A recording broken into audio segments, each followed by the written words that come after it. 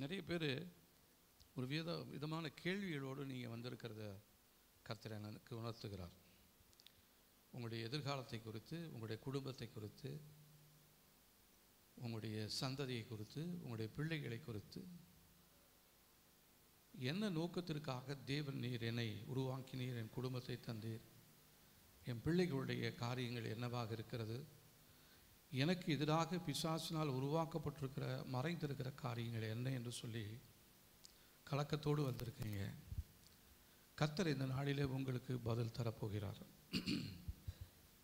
முதலாவது, தேவன் நம்மை அழைத்ததான தேவன் எதற்காக அழைத்திருக்கிறார் என்று சொன்னால், அவர் நம்மை சும்மா சாதாரணமான ஜனங்களாக நம்மை தெரிந்து கொள்ளவில்லை.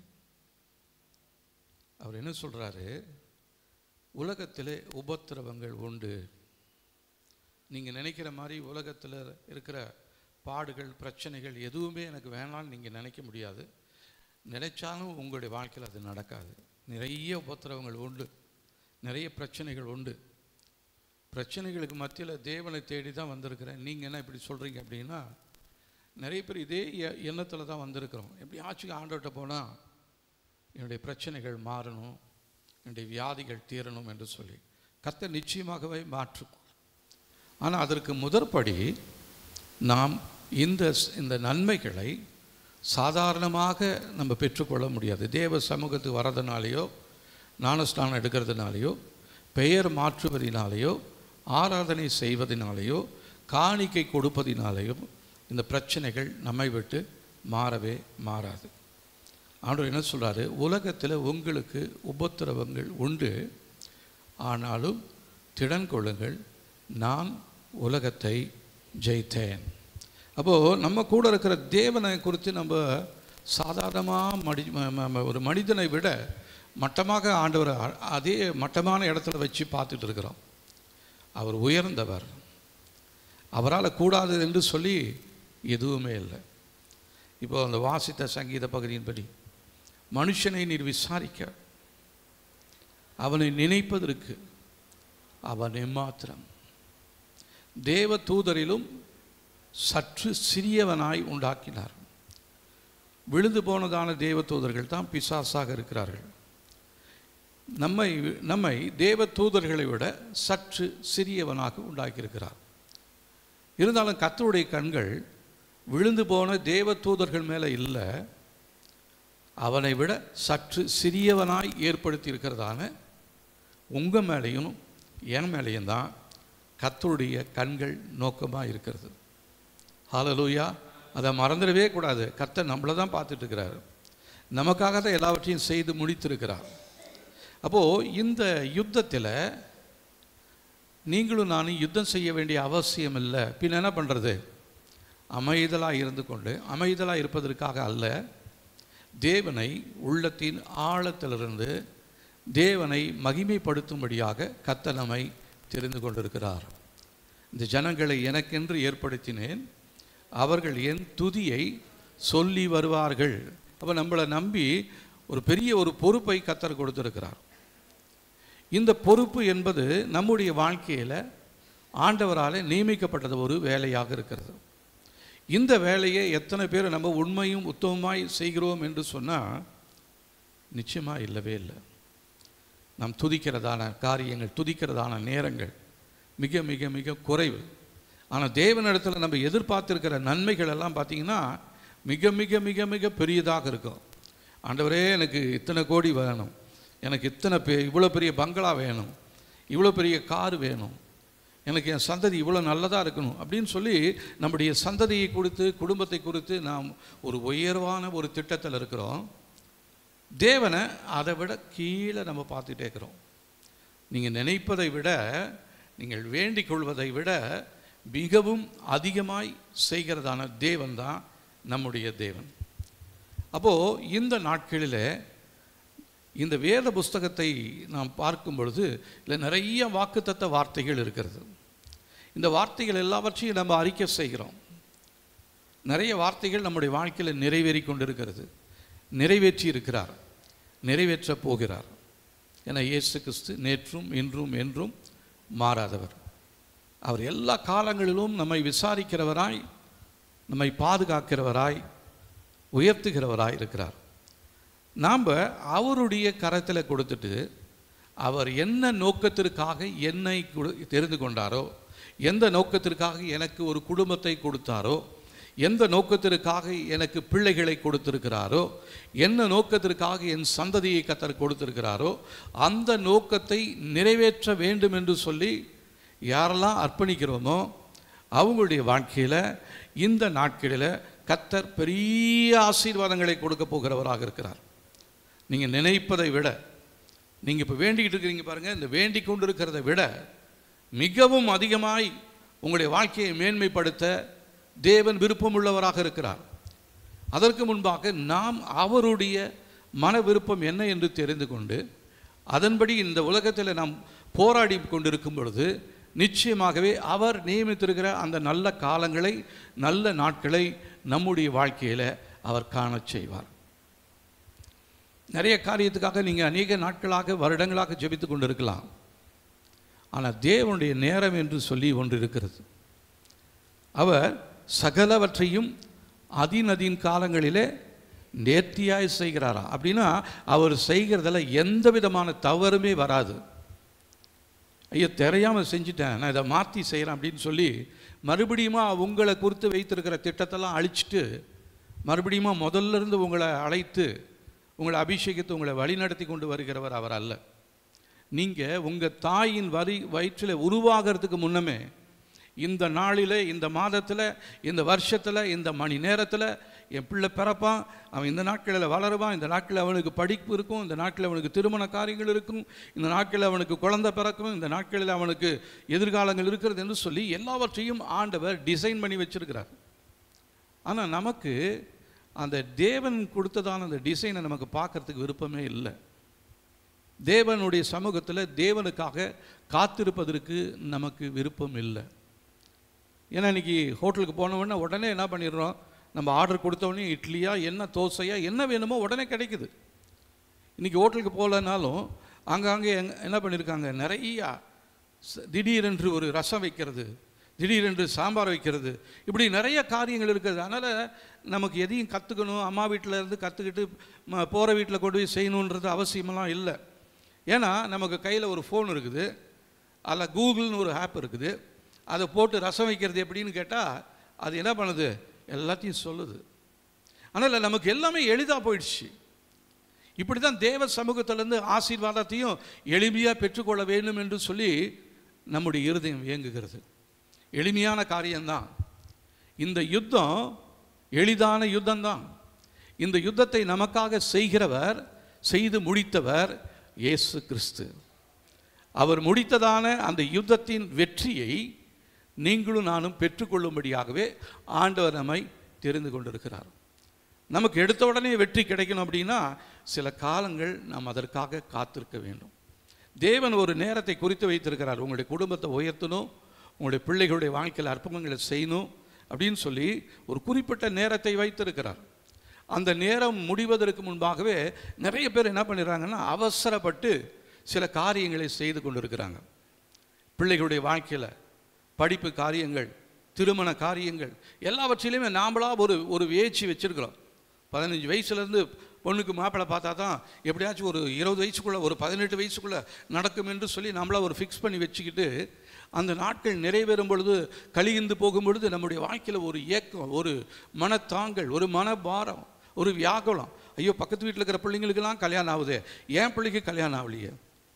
இதற்காகவே சத்துரு சில ஏஜென்ட்டுகளை வச்சுருப்பான்.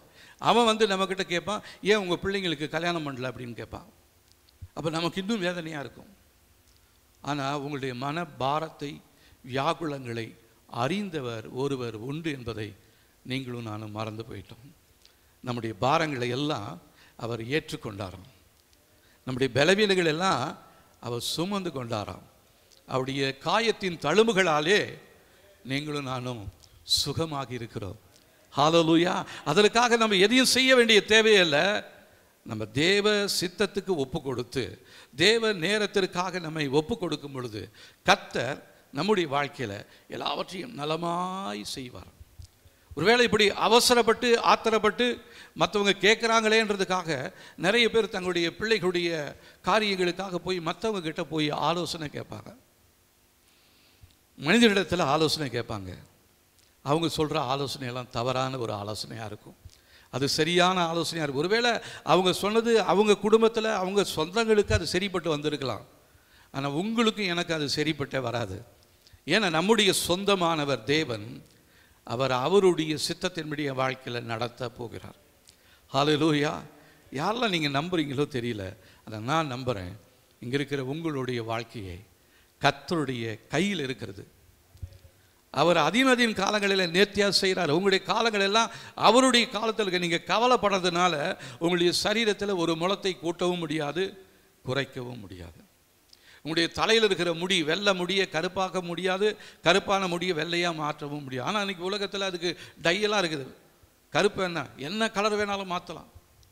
ஆனால் தேவ சமூகத்தில் அவர் சொன்னது தான் ஒரே வார்த்தை தான்.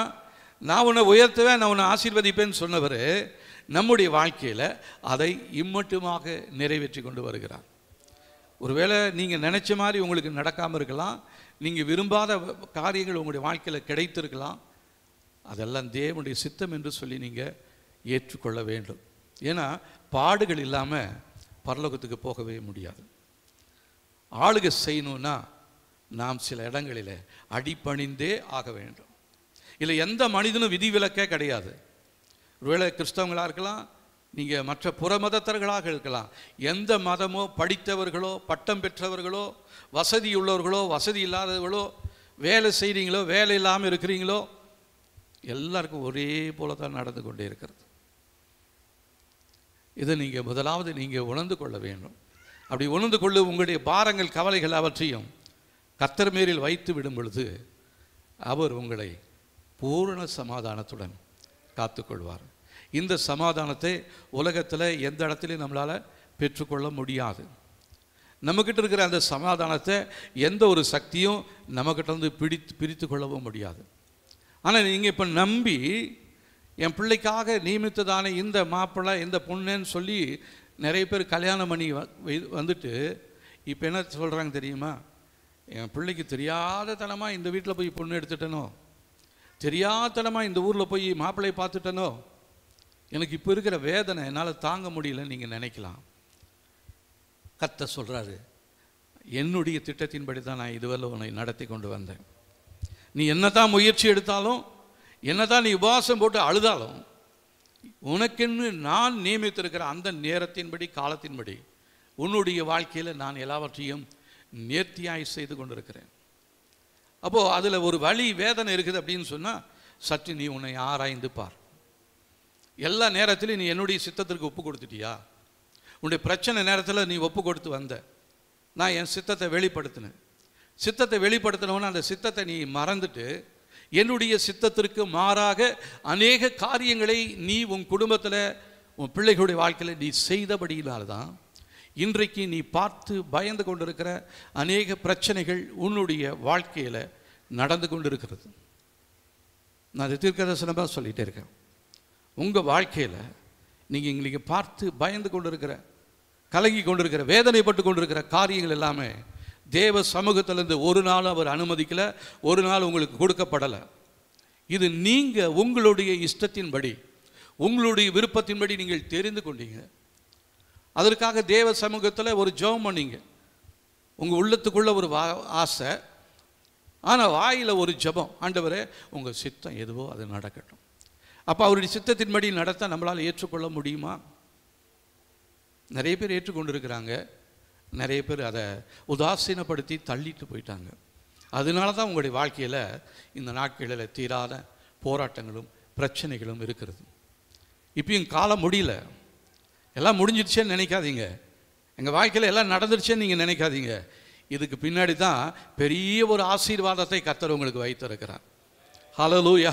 நீங்கள் பார்க்கிறதான அந்த வேதனைகள் பாடுகளுக்கு மத்தியில் கர்த்தர் உங்களுக்கு வைத்திருக்கிறதான உயர்ந்ததான திட்டத்தை உங்களால் இனி வருகிறதான நாட்களில் பார்க்க போகிறீர்கள். தேவன் நம்மை ஒரு நோக்கத்திற்காக திறந்து கொண்டிருக்கிறார். அந்த நோக்கம் என்ன என்று சொல்லி இந்த வேதத்தில் புத்தகத்தில் நமக்கு எழுதி வைத்திருக்கிறார். நிறைய பேர் வேதத்தை வாசிக்கிறதே இல்லை. தேவனுடைய வார்த்தைகளை கேட்டாலும் அது இருதயத்துக்குள்ளே இல்லை. வார்த்தைகளை கேட்குறோம், அப்படியே போயிடுறோம். வெளியே போனோன்னா அது வெளியே போயிடுது. நம்ம ஜெபம் பண்ணணும், ஆண்டவரே உங்கள் வார்த்தையை நான் கேட்க வந்திருக்கிறேன், என்னோட நீங்கள் பேசுங்க ஆண்டவரே. நீங்கள் பேசுகிறதான வார்த்தைகள் எனக்கு குறித்து நன்மையாக இருந்தாலும் சரி தீமையாக இருந்தாலும் சரி அதை நான் அப்படியே ஏற்றுக்கொள்கிறேன் அப்படின்னு சொல்கிறவங்களுக்கு கர்த்தர் இந்த நாட்களிலே பேச போகிறார். இல்லை எனக்கு வேணாம் ஆண்டவரே, நான் விரும்புகிற காரியம் இது, எனக்கு இதெல்லாம் வேண்டாம், எனக்கு இது புரியாது, எனக்கு தெரியாது. உங்களுக்கு புரியாது தெரியாது, நீங்கள் சின்ன பிள்ளையாக இருக்கிறீங்கன்றது எல்லாமே ஆண்டவருக்கு நல்லா தெரியும். எரேமியா தீர்க்கதரிசியை குறித்து அவர் அழைக்கும் பொழுது, நான் உன்னை தாயின் கருவிலே உன்னை பெயர் சொல்லி அழைத்தேன் என்று சொல்கிறார். அப்போ எரேமியா தீர்க்கதரிசி சொல்கிறாரு, நான் சிறு பிள்ளையாக இருக்கிறேன்னு. ஆண்டவர் சொல்கிறாரு, நான் சின்ன பிள்ளையாக இருக்கிறேன்னு நீ சொல்லாத. உன்னை தெரிந்து கொண்டது நான், உன்னை கொண்டு நான் செய்ய போகிறதான காரியங்கள் மிகவும் பெரிதாக இருக்க போகிறது. அநேக குடும்பங்களில் தங்களுடைய பிள்ளைகளுடைய எதிர்காலத்தை குறித்து நீங்கள் கவலையோடு இருக்கிறீங்க. என் பிள்ளையினுடைய காரியங்கள் என்ன ஆண்டவரே, நல்லா படிச்சிருக்கிறாங்க, நல்லா அழகுள்ளவங்களாக இருக்கிறாங்க, திறமையுள்ளவர்களாக இருக்கிறாங்க, ஆனால் அவங்களுடைய வாழ்க்கைக்குரிய அந்த ஆசீர்வாதங்கள் என்னுடைய வாழ்க்கையில் இல்லையே அப்படின்னு நீங்கள் புலம்பலாம். கர்த்தர் புத்தி இல்லாத நம்மை புத்தி உள்ளவர்களை வெட்கப்படுத்தும்படியாக கர்த்தர் நம்மை தெரிந்து கொண்டிருக்கிறார். உங்களை விட வசதி உள்ளவங்க இருந்தாலும் வசதியே இல்லாத உங்களை வசதி உள்ளவர்களை வெட்கப்படுத்தும்படி கர்த்தர் உங்களை தெரிந்து கொண்டிருக்கிறார். இதை நீங்கள் முதலாவது நீங்கள் உணர்ந்து கொள்ள வேண்டும். ஆனால் எந்த விதத்திலையும் தகுதி இல்லாத என்னை நீங்கள் தெரிந்து கொண்டீங்க. ஏன்? எல்லா தகுதிகளும் உடைய அநேகருக்கு முன்பாக என்னை கொண்டு என் குடும்பத்தை கொண்டு நீங்கள் உங்களுடைய நாமத்தை நீங்கள் மகிமைப்படுத்த போறீங்க ஆண்டவரே. அவங்க சொல்லுவாங்க, நான் என் பிள்ளை இவ்வளோ கஷ்டப்பட்டு வளர்த்தேன், இவ்வளோ செலவு பண்ணியிருக்கிறேன், இந்த உயர்ந்த இடத்துல படிக்க வச்சுருக்கிறேன், ஆனால் என் பிள்ளையினுடைய வாழ்க்கை ஒரு ஆசீர்வாதம் இல்லாமல் இருக்குது. ஆனால் நீ எப்படி, வசதியே இல்லை, சரியான ஸ்கூல்லையும் படிக்க வைக்கல, சரியான காலேஜில் படிக்க வைக்கல, உன் பிள்ளை விரும்பினது ஒன்று தான், நீ சேர்த்தது ஒன்று தான், ஆனால் இன்றைக்கி எப்படி இவ்வளோ நன்மையாக இருக்கிறீங்க? நம்ம சொல்லலாம் அந்த நேரத்தில், இதற்கு காரணமே என்னுடைய தேவன் தான். ஹல்லேலூயா. எனக்கு இந்த குடும்பத்தை கொடுத்தது என் தேவன், என் பிள்ளைகளை கொடுத்தது என் தேவன், எனக்கு இந்த தொழிலை கொடுத்தது என் தேவன். அவருடைய நாமத்தினாலே நான் எல்லாவற்றையும் மேற்கொள்ள தாண்டி செல்ல கர்த்தர் எனக்கு உதவி செய்கிறார். அவர் நம்முடைய உதவியாக இருப்பாரானால், அவர் நம்மை வழி நடத்துவாரானால் ஒரு மதிலை தாண்ட முடியும், ஒரு சேனைக்குள் பாய்ந்து செல்ல முடியும். அங்கே நீங்கள் நினைக்கிறபடி நீங்கள் உங்களுடைய பிள்ளைகளை, உங்களுடைய குடும்பத்தை, உங்களுடைய எதிர்காலத்தை நீங்கள் டிசைன் பண்ணிங்கன்னா ஒரு நாள் வரும், உங்களுக்கு முன்பாக ஒரு பெரிய மதில் சுவர் வரும். அந்த மதிலை தாண்டவே முடியாது. எப்படி அந்த பக்கம் போகிறதுன்னு நீங்கள் திகைத்து கொண்டு நிற்பீங்க. அந்த நாட்களில் யோசுவாவின் தேவன் உங்களுடைய வழி நடத்துகிறவராக இருப்பாரானால் அந்த மதிலை எந்த விதமான முயற்சியும் இல்லாமல் உங்களுடைய வாயிலிருந்து வருகிற துதிகளினாலே அந்த மதில்களை உடைத்து உள்ளே இருக்கிற காரியங்களை உங்களால் கொள்ளை பொருளாக பெற்றுக்கொள்ள முடியும். ஒரு காலம் வரும், இப்போ நீங்கள் நினைக்கிற மாதிரி இல்லை, உங்களுக்கு எதிராக ஒரு பெரிய சேனைகள் உருவாகி கொண்டிருக்கிறது. இந்த சேனைகள் நீங்கள் பார்க்குற இந்த மனுஷனால் அல்ல, உங்கள் குடும்பத்தார் அல்ல, உங்களுடைய ஊரார் அல்ல, வான மண்டலங்கள் இருக்கிற பொல்லாத ஆவியின் சேனைகள் உங்களுக்கு எதிராக வருகிறது. அந்த நாளில் நீங்கள் இப்பயே சோர்ந்து போய் இருப்பீர்களானால் அந்த நாட்களில் உங்களால் ஓடவே முடியாது. கர்த்தர் உங்களை ட்ரெயின் பண்ணி கொண்டே இருக்கிறார். அப்போது இந்த வேத புஸ்தகத்தில், இந்த புஸ்தகம் நமக்கு யுத்தத்தை சொல்லி கொடுக்கிறதால ஒரு புஸ்தகமாக இருக்கிறது. இதில் ஆரம்பத்தில் ஆதியாகமம் 3 அதிகாரத்தில் ஒரு யுத்தம் ஒன்று துவங்குகிறது. ஆதாம் ஏவாளோடு பிசாசு ஒரு யுத்தத்தை செய்கிறான். இந்த வேதத்தின் கடைசி பகுதியில் வெளிப்படுத்தின விசேஷத்தில் 22ஆம் அதிகாரத்தில் அந்த யுத்தம் முடியக்கூடிய ஒரு காரியத்தையும் கர்த்தர் எழுதி வைத்திருக்கிறார். இதை பார்க்காதபடிக்கு இந்த யுத்த காரியத்தில் நம்மளால் எதுவுமே செய்ய முடியாது. மாறாக நம்ம பார்க்கிறதான மனுஷரிடத்துல, குடும்பத்தாரிடத்துல, பிள்ளைகளிடத்துல நீங்களும் நான் யுத்தம் செய்து கொண்டிருப்போம். ஆனால் வேத வசனம் என்ன சொல்லுகிறது?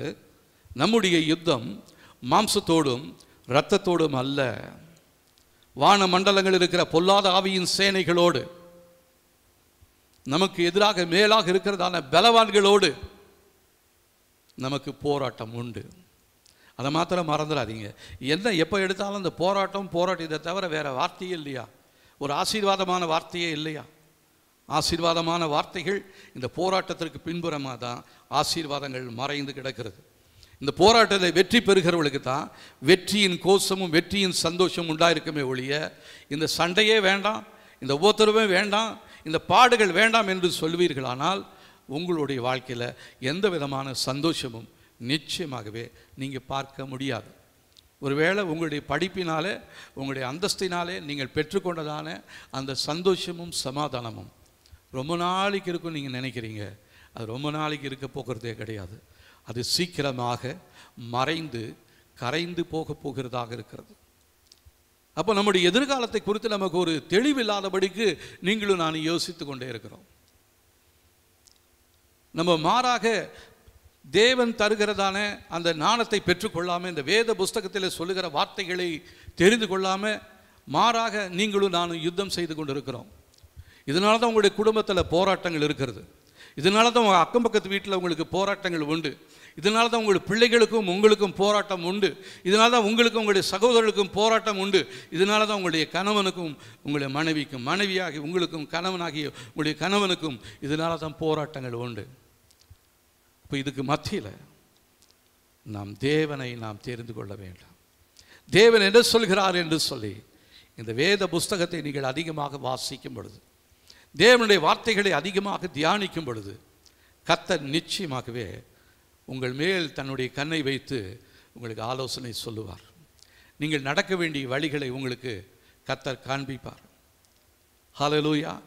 ஒருவேளை உங்களுக்கு இப்போ புரியாமல் இருக்கலாம். புரியாமல் இருக்கிறது நல்லது தான், தெரியாமல் இருக்கிறது நல்லது தான். தெரிஞ்சுட்டா நீங்கள் முயற்சி பண்ணி அதற்குரிய காரியத்தை அப்படி இந்த ஊர்லேயே ஆண்டவரே எனக்கு பிள்ளை இருக்குது, இந்த வீட்லேயே எனக்கு மாப்பிள்ளை இருக்கிறான், இந்த வீட்லேயே எனக்கு மருமக இருக்கிறான்னு சொல்லி நாமளா போய் முயற்சி செய்து கொண்டிருப்போம். தேவனுடைய சித்தத்துக்கு மாறாக நினைத்து கொண்டிருப்போம். ஒருவேளை நீங்கள் பார்க்குறதான அந்த மாப்பிள்ளையோ அந்த பெண்ணோ உங்களுக்கு விருப்பமில்லாத பெண்ணாக மாப்பிள்ளையாக இருக்கலாம், அல்லது உங்களுக்கு விருப்பமான பெண்ணாகவும் மாப்பிள்ளையாகவும் இருக்கலாம். ஆனால் அது தேவ சித்தத்துக்கு தேவ கரத்தில் ஒப்பு கொடுத்துட்டிங்கன்னா அவர் எல்லாவற்றையும் நன்மையும் செம்மையுமாய் அவர் செய்ய போதுமானவராக இருக்கிறார். ஹல்லேலூயா. அப்போது இந்த வேத புஸ்தகம் நமக்கு யுத்தத்தை செய்யும் முறையை கர்த்தர் நமக்கு சொல்லி கொடுத்துருக்கிறார். இதில் நிறைய ஆயுதங்களை கர்த்தர் கொடுத்துருக்கிறார். இந்த ஆயுதம் இல்லாமல் யாராலையும் யுத்தம் செய்ய முடியாது. இயேசுவின் ரத்தம், இயேசுவின் நாமம், தேவனுடைய வார்த்தை, தேவ தூதர்கள், பரிசுத்த பிரசன்னம், மேகஸ்தம்பம், அக்கினி ஸ்தம்பம், இடி முழக்கம், எவ்வளவோ ஆயுதங்களை தேவன் நமக்கு உண்டாக்கி வைத்திருக்கிறார். ஆனால் இது எல்லாத்தையும் விட்டுட்டு நாம் நம்முடைய சொந்த முயற்சியில், நம்முடைய அறிவு சொல்கிற விதமாக நாம் இந்த யுத்தத்தை செய்து கொண்டிருக்கிறோம். அதனால தான் தோற்று போய் விடுகிறோம். உங்களின் அநேகருடைய வாழ்க்கையில் இங்கே இருக்கிற ஒரு சிலர், நீங்கள் உங்களுடைய வாழ்க்கையவே கசந்து கொண்டு நான் உயிரோடு இருப்பது நல்லதல்ல, செத்து போயிடலாம் அப்படின்னு சொல்லி நீங்கள் ஒரு தீர்மானத்தோடு நீங்கள் இருக்கிறீங்க. கர்த்தர் நீங்கள் சாகிறத விரும்பல. காலத்துக்கு முன்பாக நீங்கள் ஏன் சாகணும்? உங்களுக்கென்று ஒரு பிரகாசமான எதிர்காலத்தை கர்த்தர் வைத்திருக்கிறார். அந்த காலத்துக்கு முன்பாக நீங்கள் சாகவே கூடாது. அது தேவனுடைய திட்டமே அல்ல. அதெல்லாமே மேற்படியானுடைய திட்டமாக இருக்கிறது, எதிராளியினுடைய திட்டமாக இருக்கிறது.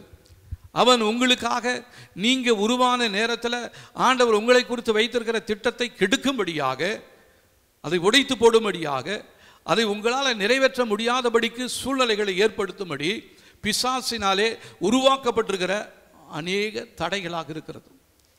அதை நீங்கள் ஒத்துக்கொள்ள வேண்டும். நீங்கள் ஒத்துக்கொள்ளனாலும் அதுதான் உண்மை. அப்போ நிறைய நேரத்தில் நம்முடைய பிள்ளைகளை குறித்து கவலைப்படுறோம், எதிர்காலத்தை குறித்து கவலைப்படுறோம், படிப்பை குறித்து கவலைப்படுறோம். எனக்கென்று என்ன வைத்திருக்கிறீங்க ஆண்டவரே? எனக்கு எந்த இடத்துல இந்த ஆசீர்வாதம் இருக்கிறது என்று சொல்லி தெரியலையே ஆண்டவரே. இதற்காக நான் ரொம்ப நாளாக ஜெபம் பண்ணிக்கிட்டே இருக்கிறேன். வருஷ கணக்கில் நீங்கள் ஜெபம் பண்ணலாம். கர்த்தருடைய நேரம் வருகிறது. அந்த நேரம் இன்றைக்கே இரட்சணிய நாள். இதுவே அனுக்கிரக காலம். கர்த்தர் சமீபமாக இருக்கும் பொழுது அவரை உறுதியாய் பிடித்து கொள்ளப் போகிறோம். தேவனுடைய வார்த்தைகள் நமக்கு நேராக வந்து கொண்டு இருக்கிறது. இதில் எப்பயும் போல நம்ம எல்லாத்தையும் வசனத்தை கேட்டு விட்டுறோம். இந்த நாட்களையும் அப்படி விட்டுட்டீங்கன்னா அவரும் உங்களை விட்டுருவார். கர்த்தரை உறுதியாய் பிடித்து கொள்கிறவர்கள், அவர்களை தேடுகிறவர்களுக்கு அவர் சமீபமாக இருக்கிறார். தேடுகிறவர்களுக்கு அவர் தூரமாக இல்லை. இன்னைக்கு உலக ஜனங்களுக்கு அவங்க தேடுறதான காரியங்கள் அவங்களுக்கு மிகவும் தூரமாக இருக்கிறது. ஆனாலும் தூர இடத்துக்கு போகிறாங்க, பணம் செலவு பண்ணிட்டு போகிறாங்க. போனாலும் அவங்களால பார்க்க முடியல. ஆனால் நம்முடைய தேவன் நம்ம இருக்கிற இடத்துல அப்பா பிதாவே அப்படின்னு கூப்பிடும் நேரத்தில் நம்முடைய காதுகள் திறந்திருக்குமானால், நம்முடைய கண்கள் திறந்திருக்குமானால் அவருடைய மகிமையை நம்மளால் பார்க்க முடியும். அவருடைய சத்தத்தை நம்மளால் கேட்க முடியும். ஹல்லேலூயா. மற்றவர்களைப் போல நாம் ஒரு படத்தையோ ஒரு பொம்மையவோ ஒரு சிலையையோ நீங்களும் நானும் ஆராதிக்கலைங்க. நீங்களும் நானும் ஆராதித்து கொண்டிருக்கிறவர் ஜீவனுள்ள தகப்பனாக இருக்கிறார். அவர் நம்மோடு பேசி கொண்டிருக்கிறார், பேச போகிறார், பேசினார், பேசிக் கொண்டிருக்கிறார், பேச போகிறார். முக்காலங்களும் அவர் நம்மை விட்டு விலகாதவராக இருக்கிறார். ஒருவேளை நீங்கள் அவரை தெரிந்து கொள்ளாத நாட்களிலுமே அவர் உங்களை தெரிந்து கொண்டபடியினால தான் உங்களுடைய வாழ்க்கையில் வந்ததான எல்லா பிரச்சனைகளிலிருந்தும் உங்களுக்கு பாதுகாப்பை கொடுத்து உங்களை வித்தியாசமான முறையில் நடத்தி கொண்டு வருகிறார். நீங்கள் நினைக்கிற மாதிரி கர்த்தர் என்னை தெரிஞ்சு கொள்ளலை, அவர் என்னை நினைக்கவே இல்லை நீங்கள் நினச்சிங்கன்னா என்றைக்கோ நீங்கள் மரித்து போயிருப்பீங்க. எத்தனையோ விதமான ஆபத்துகள் வந்தது. இந்த கொரோனா வியாதி வந்தப்போ எல்லாரும் நிறைய பேர் செத்தாங்க. இப்போ மறுபடியும் வருதுன்னு சொல்கிறாங்க. அது என்ன வந்தாலும் கர்த்தர் என்னுடைய மரண நாளை அவருடைய கையில் இருக்கிறது. எந்த வியாதியோ எந்த கொள்ளை நோயோ எந்த திருடனோ என்னுடைய ஜீவனை அவனுடைய கையில் எடுத்துக்கொள்ள முடியாது. நானும் கர்த்தர் எனக்கு தந்த பிள்ளைகளும் சந்ததியும் தேவனையே சேவிப்போம் அப்படின்னு சொல்லி நீங்களும் நானும் சொல்லணுங்க. ஹல்லேலூயா. நம்ம யோசுவா சொன்னது போல நானும் என் வீட்டாருமோ என்றால் கர்த்தரையே சேவிப்போம். இந்த நம்பிக்கை நமக்குள்ள இருக்கட்டும். இந்த வார்த்தையை உங்களை விட்டு பிரிக்கவே கூடாது. எந்த சூழ்நிலை வந்தாலும், என்ன உங்களை சுற்றிலும் என்ன நடந்தாலும், நீங்கள் நினைச்சது நடந்தாலும் கிடைக்கலனாலும், நீங்கள் நினைப்பதற்கு எதிராக மாறாக வேற காரியங்கள் கிடைத்தாலும் நீங்கள் மறந்துடக்கூடாது. நானும் என் குடும்பமும் கர்த்தரையே சேவிக்கிறோம். அவர் மாறாதவர், அவர் என்னை விட்டு விலகாதவர், அவர் என்னை கைவிடாதவர், அவர் என்னை விசாரிக்கிறவர், அவர் எனக்காக எல்லாவற்றையும் செய்து முடித்திருக்கிறார். ஹல்லேலூயா. நம்மளால சொல்ல முடியும், எனக்காக யாவையும் செய்பவரே, செய்து முடித்தவரே, எனக்காக யாவையும் செய்பவரே, செய்து முடித்தவரே, என் பாரங்கள் என் சுமைகள், என் பாரங்கள் என் சுமைகள் உம் பாதத்தில் இறக்கி வைத்தேன், உம் பாதத்தில் இறக்கி வைத்தேன். ஏசையா உம்மைதானே என் முன்னே நிறுத்தியுள்ளேன். ஏசையா உம்மைதானே என் முன்னே நிறுத்தியுள்ளேன். உம்மோடு இருப்பதுதான் உள்ளத்தின் வாஞ்சையா, உம் சித்தம் செய்வதுதான் இதயத்தின் ஏக்கமையா. உம்மோடு இருப்பதுதான் உள்ளத்தின் வாஞ்சையா. உம் சித்தம் செய்வதுதான் இதயத்தின் ஏக்கமையா. நம்முடைய இருதயத்தினுடைய ஏக்கம் எதுவாக இருக்கிறது? தேவனுடைய விருப்பத்தின்படி உங்களுடைய இருதயத்தில் ஒரு சித்தம், ஒரு விருப்பம் உண்டாகுமானால் நிச்சயமாகவே அதை எவ்விதமாவது உங்களுடைய வாழ்க்கையில் அவர் நிறைவேற்றி முடித்தே தீருவார். ஐயோ, நான் இப்படி ஒரு திட்டம் பண்ணி வச்சுருந்தேன், இப்போ காரியம்லாம் இப்படி இருக்குது, விலைவாசியெல்லாம் அதிகமாக இருக்குது, நான் இப்போ செய்ய முடியாது, நான் உனக்கு செய்கிறேன்னு சொன்னது பெரிய காரியம், அது இப்போ என்னால் செய்ய முடியாது, அதனால் அதோட ஒரு சின்ன காரியத்தை நான் உனக்கு கொடுக்குறேன், நீ அதை வாங்கிக்கிறியான்னு சொல்லி ஆண்டவர் ஒரு நாளும் தம்முடைய திட்டத்தை, நம்முடைய நோக்கத்தை ஒரு நாளும் மாற்றவே மாட்டார். அவர் ஒரு நாளும் தவறு செய்யாதவர். நமக்குரிய திட்டங்களை நாம் பிறப்பதற்கு முன்பாகவே அவர் போட்டுட்டார். ஆனால் நம்ம ஆலோசனை கேட்கறதான இடம்தான் மோசமான இடமா இருக்குது. மனிதர்களை நாம் தேடி கொண்டு போய் கொண்டிருக்கிறோம். நிறைய பேர் அவங்க மனுஷரை பார்க்கலனாலும் அவங்க என்ன பண்ணுறாங்க தெரியுங்களா? ஆண்டவர் அறியாதவங்க ஜோசியக்காரர்களையும் ஜாதகக்காரர்களையும் போய் பார்க்குறாங்க. அவங்க சொன்னதெல்லாம் நிறைய பேருக்கு நடந்திருக்குது, என் வாழ்க்கையிலும் நடக்கணுமேன்னு சொல்லி ஜாதகக்காரங்களையும் மந்திரக்காரங்களையும் குறிச்சொல்லுகளையும் போய் நாடிக்கொண்டிருக்கிறாங்க. ஆனால் நம்முடைய தேவன் அவரை ஒரு நாளும் மாறாதவர். ஹல்லேலூயா. இந்த வானம் பூமி மாறினாலும் கர்த்தருடைய வார்த்தைகள் மாறவே மாறாது. அவர் உங்களுக்காக எதையெல்லாம் சொல்லியிருக்கிறாரோ அதை எப்படியும் செய்து முடிப்பார். ஹல்லேலூயா. அப்போது இந்த நாட்களிலே நாம் யாரோடு யுத்தம் செய்து கொண்டிருக்கிறோம்? மனிதர்களோடா, குடும்பத்தினரோடா, கணவனோட, மனைவியோட, பிள்ளைகளோட, பெற்றோரோட, உடன் வேலை செய்களோட, படிக்கிறவர்களோடா, இல்லை நம்முடைய முதலாளிகளோடா, அல்லது நம்முடைய தொழிலாளிகளோடா? யாரு கூட நம்முடைய யுத்தம் தேவையில்லை. நம்முடைய யுத்தம், நம்முடைய எதிராளி யார் என்பதை வேதம் தெளிவாக சொல்லியிருக்கிறது. முதலாவது நம்முடைய எதிராளி யார் என்று தெரிந்து கொள்ள வேண்டும். அடுத்ததாக கர்த்தர் உங்களுக்கு என்ன ஆயுதங்களை கொடுத்திருக்கிறார் என்று சொல்லி நீங்கள் தெரிந்து கொள்ள வேண்டும். அடுத்ததா அந்த யுத்தம் செய்வதற்கென்று கர்த்தர் ஒரு காலத்தை நியமித்து வைத்திருக்கிறார். ராஜாக்கள் அந்த நாட்களில் யுத்தம் செய்வதற்கு அவங்களுக்கு ஒரு காலம் இருக்கிறது. அந்த காலங்களில் தான் ஒருவருக்கு எதிராக ஒருவர் யுத்தம் செய்வாங்க. அந்த நாட்களில் யுத்தம் செய்யாமல், தனக்கு எதிராக இருந்ததான அந்த யுத்தத்தை போய் நடத்தாமல் அரண்மனையில் உலாவி கொண்டிருந்ததான தாவீது ராஜா, அவனை தெரிந்து கொண்டவர் என்னுடைய இருதயத்துக்கு ஏற்றவன் என்று தெரிந்து கொண்டவர். அப்படிப்பட்டதான ராஜாவே ஒரு பாவத்தில் விழுந்து போனதற்கு காரணம், அவன் யுத்தம் செய்ய வேண்டிய காலத்தில் அவன் தன்னுடைய நேரத்தை வீணாக செலவழித்து கொண்டிருந்தான். இதுதான் நம்முடைய வாழ்க்கையில் வருகிற பாவத்தினுடைய காரியம். இந்த பாவங்கள் நம்முடைய இருதயத்தை ஆட்கொண்டு இருக்கிறது. இருதயத்தில் பரிசுத்தம் உள்ளவர்கள் தேவனை தரிசிப்பார்கள். அப்போ தேவனை தரிசிக்கணும்னு சொன்னால், தேவன் விரும்புகிற பரிசுத்தம் நம்முடைய வாழ்க்கையில் இல்லைன்னா, நீங்கள் என்னதான் முட்டி மோதினாலும் உபவாசம் போட்டு அழுதாலும் ஒரு நாள் உங்களால் தேவனை பார்க்க முடியாது, தேவ சத்தத்தை கேட்க முடியாது, தேவனுடைய சித்தத்தையும் நீங்கள் அறிந்து கொள்ள முடியாது. ஆனால் தான் நம்ம ஒவ்வொரு ஜெபத்திலும் சொல்கிறோம், முதலாவது நீங்கள் உங்களுடைய இருதயத்தை சுத்தம் பண்ணிக்கொள்ளுங்கள், உங்களுடைய எல்லைகளை சுத்தம் பண்ணிக்கொள்ளுங்கள்.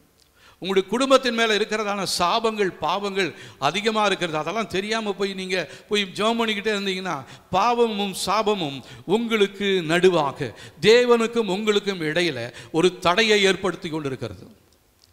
நாம் நினைக்கிறோம் கர்த்தர் கேட்கல, கர்த்தர் பார்க்கலன்னு. கர்த்தர் பார்த்து கொண்டு தான் இருக்கிறார். ஆனால் உங்கள் வாழ்க்கையிலே காணப்படுகிற சாபங்களும் பாவங்களும் தேவனுக்கும் உங்களுக்கும் இடையில ஒரு பெரிய பிளவை ஏற்படுத்தி வைத்திருக்கிறது, ஒரு பெரிய தடையை ஏற்படுத்தி வைத்திருக்கிறது. முதலாவது உங்களுடைய ஜெபம் கேட்கப்பட வேண்டும், தேவ சமூகத்திலிருந்து உங்களுக்கு பதில் வர வேண்டும் என்று சொன்னால், முதலாவது உங்களுடைய எல்லைகளை பரிசுத்தப்படுத்துங்க. உங்களுடைய குடும்பத்தின் மேலே காணப்படுகிற எல்லா சாபங்களையும் பாவங்களையும் நீங்கள் ஒத்துக்கொள்ளுங்க. ஆண்டவரே என் குடும்பத்தின் மேலே இருக்கிற சாபத்தையும் பாவத்தையும் நீங்கள் சிலுவையில் சுமந்துட்டீங்க ஆண்டவரே, அதனால் நான் சுமக்க வேண்டிய அவசியம் இல்லை. இப்போ என்னுடைய எதிர்காலத்தில் என்னுடைய முற்பிதாக்கள் எங்களுக்கு விரோதமாக அவங்க இப்போ நமக்கு இவ்வளோ சாபம் வரும்னு தெரிஞ்சிருந்தால் அந்த மாதிரி அவங்க உடன்படிக்கையை பண்ணியிருக்க மாட்டாங்க. அவங்க விதைச்சிட்டு போயிட்டாங்க. இன்னைக்கு அவங்க செஞ்சதான விதைத்ததான காரியங்கள் நமக்கு எதிராக ஒரு பெரிய மரமாக முளைத்து கொண்டு இருக்கிறது. இதுதான் தேவனை நீங்கள் பார்க்க முடியாதபடி தடைகளை ஏற்படுத்தி கொண்டிருக்கிறது. அப்போது அது விதைக்கப்பட்ட தீமையான விதைகளை வேரோடு பிடுங்கி எறியணும். ஜெபிக்கும் பொழுது யார் மேலேயும் உங்களுக்கு கசப்போ வெறுப்போ இருக்கக்கூடாது. இயேசு கிறிஸ்து, நம்ம இவ்வளோ பெரிய பாவிகள், நான் செய்யாத அக்கிரமம் இல்லை, அவ்வளோ கொடூரமான காரியங்களை செய்திருக்கிறேன். கர்த்தர் என்னையே மன்னித்தார் என்றால் எனக்கு எதிராக ஒரு சிறிய தீமையை செஞ்சதான ஒரு மனுஷனை நான் ஏன் மன்னிக்கக்கூடாது? இல்லைங்களா? நம்முடைய முகத்தில் இருக்கிறதான அந்த பெரிய தூணை பார்க்காம மற்றவங்களுடைய கண்களில் இருக்கிறதான துரும்பத்தை நம்ம போய் பார்த்துக்கிட்டு, உனக்குள்ள இது குறை இருக்குது, உங்கள் குடும்பம் இப்படி இருக்குது, உங்கள் பாவம் இப்படி இருக்குது, அதெல்லாம் செஞ்சுக்கிட்டே இருக்கிறோம், நம்ம சொல்லிக்கிட்டே இருக்கிறோம். இது தேவன் விரும்பாத ஒரு காரியம். கிறிஸ்து நம்மை மன்னித்தது போல நீங்கள் ஒருவரை ஒருவர் மன்னிக்க கற்றுக்கொள்ள வேண்டும். அதற்காக ஆண்டவர்கிட்ட கேளுங்க, ஆண்டவரை நீங்கள் மன்னிச்சது போல நாங்கள் எங்களுக்கு விரோதமாய் தீமை செய்தவர்களை நாங்கள் மன்னிக்க வேண்டும் ஆண்டவரே, எங்களுக்கு மன்னிக்கக்கூடிய அந்த குணத்தை எங்களுக்கு கொடுங்க ஆண்டவரேன்னு சொல்லி நாம் மன்னிக்காமல் தேவ சமூகத்தில் போய் மணிக்கணக்கில் நின்று நீங்கள் ஜெபம் பண்ணாலும் உங்களுடைய ஜெபத்திற்கு பதிலே வராது. ஆகவே ஜெபிக்கு முன்பாக நீங்கள் செய்ய வேண்டிய காரியங்கள் இதெல்லாம் இருக்குது. அடுத்ததா, எதிராளிகளை தாக்குவதற்கு கர்த்தர் நமக்கு சில ஆயுதங்களை கர்த்தர் கொடுத்திருக்கிறார். அந்த ஆயுதங்களை நாம் சரியாக உபயோகப்படுத்துறதே இல்லை. இயேசுவின் நாமத்தை நம்ம உபயோகப்படுத்துறது இல்லை. இயேசு கிறிஸ்துவின் ரத்தம்னு வாயில் சொல்கிறோம், ஆனால் அதோடைய மகத்துவத்தை நம்மளால் உணர முடியல. இயேசு கிறிஸ்துவுக்கு எவ்வளோ பெரிய நாமம் தெரியுங்களா? வானத்தின் கீழே பூமியின் மேலே மனுஷ ஜாதிகளுக்குள்ளே அவருடைய நாமமே அல்லாமல் வேறொரு நாமம் கட்டளையிடப்படவே இல்லை. இதை மாற்றும்படியாக தான் இன்னைக்கு அநேக நாமங்களை பிசாசு நம்மளுடைய வாழ்க்கையில் விதைத்து கொண்டு இருக்கிறான். அவருக்கு அநேக நாமங்கள் உண்டு, ஆனால் உயர்ந்த ஒரு நாமம் இயேசு என்றதான ஒரு பெயர். இயேசு என்ற என்ன அர்த்தம்? இயேசுன்னா என்ன அர்த்தம்? ரட்சகர், பாவத்திலிருந்து விடுதலை கொடுக்கக்கூடியவர், உங்களுடைய குடும்பத்தை பரிசுத்தப்படுத்துகிறவர், உங்களுடைய எல்லைகளில் சுத்தத்தை ஏற்படுத்துகிறவர், அவர் தான் இயேசு. அந்த நாமத்தை சொல்லும் பொழுது கர்த்தர் உங்களுடைய எல்லைகளில் பரிசுத்தத்தை கொடுப்பார். அந்த நாமத்தை விசுவாசிக்கும் பொழுது நீங்கள் நினைக்கிறதான, நீங்கள் விரும்புகிறதான அந்த பரிசுத்த வாழ்க்கையை கர்த்தர் உங்களுக்கு கொடுப்பார். அடுத்ததாக, எந்த நேரத்தில் போய் இந்த யுத்தத்தை செய்கிறதுன்னு சொல்லி ஆண்டவர்கிட்ட கேளுங்க. நம்மளா போய் எனக்கு தெரிஞ்ச நேரத்தில் போய், எனக்கு சும்மா இருக்கிற நேரத்தில் போய் நான் யுத்தம் செய்கிறேன்னு இல்லை. யுத்தத்திற்கென்று கர்த்தர் ஒரு நேரங்களை காலங்களை குறித்திருக்கிறார். மற்ற சாதாரண ஜெபம் செய்யலாம், ஆனால் யுத்த ஜெபம் செய்வதற்கு கர்த்தர் பிரத்யேகமாக சில நேரங்களையும் காலங்களையும் நம்முடைய வாழ்க்கையில் கொடுத்திருக்கிறார். இரவு நேரங்களில் நீங்கள் அதிகமாக இந்த மாதிரி பிசாசுகளோடு நீங்கள் எதிர்த்து நின்று நீங்கள் ஜெபம் பண்ணணும். அதற்காக தான் அந்த 10லேருந்து 11 மணி 12 மணி வரலும் அந்த அந்நிய பாஷைகளில் ஜெபிக்கக்கூடிய அந்த ஜெப நேரத்தை கர்த்தர் நமக்கு ஒழுங்கு செய்திருக்கிறார். அந்த நேரத்தில் பகல் முழுவதும் வேலை செஞ்சுட்டு ராத்திரியில் எப்படி நான் முழிச்சு ஜெபம் பண்ணுறதுன்னு சொல்லக்கூடாது. உங்களுக்கு தேவை, உங்களுடைய பிரச்சனைகள்லாம் மாறணும், உங்களுடைய குடும்பத்தில் நன்மை நடக்கணும். உங்களுடைய எதிராளிகள் அநேகம் இருக்கிறாங்க அவங்கள சுற்றிலுமா. அவங்க தான் தேவ சித்தத்தை உணர முடியாதபடிக்கு உங்களுடைய வாழ்க்கையில் போராடி கொண்டு இருக்கிறாங்க. உங்களுக்கு உங்களுடைய மனைவியை கொடுத்தது, உங்களுக்கு உங்களுடைய கணவரை கொடுத்தது, உங்களுக்கு உங்களுடைய பிள்ளைகளை கொடுத்தது, ஏதோ நீங்கள் நினைக்கிறீங்க நான் கல்யாணம் பண்ணிக்கிட்டேன் எனக்கு ஒரு குழந்தை பிறந்துடுச்சேன்னு இல்லை.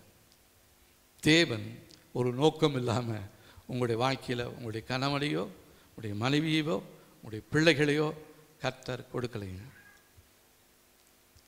அதை உணர்ந்ததான யோசுவா சொல்கிறாரு, நானும் என் வீட்டாருமோ என்றால் கர்த்தரையே சேவிப்போம். நானும் என் வீட்டாருமோ என்றால் கர்த்தருக்காக எழும்பி போராடுவோம். நானும் என் வீட்டாருமோ என்றால் கர்த்தரை ஆராதித்து கொண்டிருப்போம். அந்த ஆராதனை இடைவிடாத ஆராதனையாக இருக்க வேண்டும். அந்த ஆராதனை பணம், பொருள், பொண்ணு இதனால அல்ல. உங்களுடைய நொறுங்குண்ட நறுங்குண்ட இதயத்தில் நீங்கள் தேடும் பொழுது கர்த்தர் உங்களுக்கு நிச்சயமாகவே பதில் தருவார். நீங்கள் நினச்சிட்டு இருக்கீங்க உங்களுடைய பிள்ளைகளை எப்படியோ பறந்துருக்காங்களேன்னு சொல்லி. அந்த பிள்ளைகளை உங்களுக்கு கொடுத்ததற்கு தேவன் ஒரு நோக்கம் வைத்திருக்கிறாருங்க. அதை உணர முடியாதபடி நீங்கள் வேதனைப்பட்டுட்டே இருக்கிறீங்க. நீங்கள் கர்த்தர்ட்ட கேளுங்க, ஆண்டவர் என் பிள்ளை எதற்காக கொடுத்தீங்க? எனக்கு இந்த குடும்பத்தை எதற்காக கொடுத்தீங்க? என் மனைவியை எதற்காக எனக்கு மனைவியாக நியமித்திருக்கிறீங்க? என் கணவனை எதற்காக நீங்கள் எனக்கு கணவனாக கொடுத்துருக்கிறீங்க? என் பிள்ளைகளை எதற்காக நீங்கள் இந்த பிள்ளைகளை கொடுத்துருக்கிறீங்க ஆண்டவரே? அந்த நோக்கத்தை எங்களுக்கு தெரியப்படுத்துங்க. இந்த நோக்கம் தெரியலன்னா உங்களுடைய வாழ்க்கையில் இதே போராட்டங்கள் உங்களுடைய வாழ்க்கையை முடிகிற வரையிலும், நீங்கள் குடும்பமாக இருந்து அழிஞ்சு போகிற வரையிலும் இதே போராட்டம் தான் வந்துகிட்டே இருக்கும். கர்த்தர் நம்மை அழிவிலிருந்து பாதுகாத்து இருக்கிறார். அழிக்கப்படும்படியாய் அதற்கு நேராய் ஓடிக்கொண்டிருந்ததான நம்மை தேவன் ஆசீர்வாதத்திற்காக தேவன் திருப்பி வைத்திருக்கிறார். அதை முதலாவது உணர்ந்து கொள்ள வேண்டும். வேதத்தில் யுத்தத்தை செய்யும்படியாக சொல்லுகிறார்.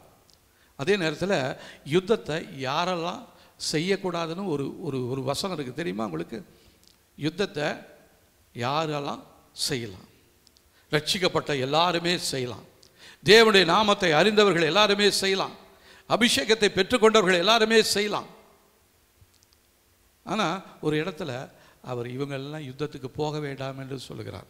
உபாகமம்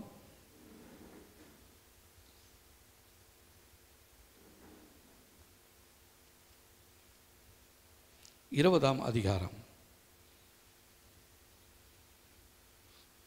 5ஆம் வசனத்திலிருந்து 9ஆம் வசனம் வரல நம்ம வாசிக்கலாம் பாருங்க.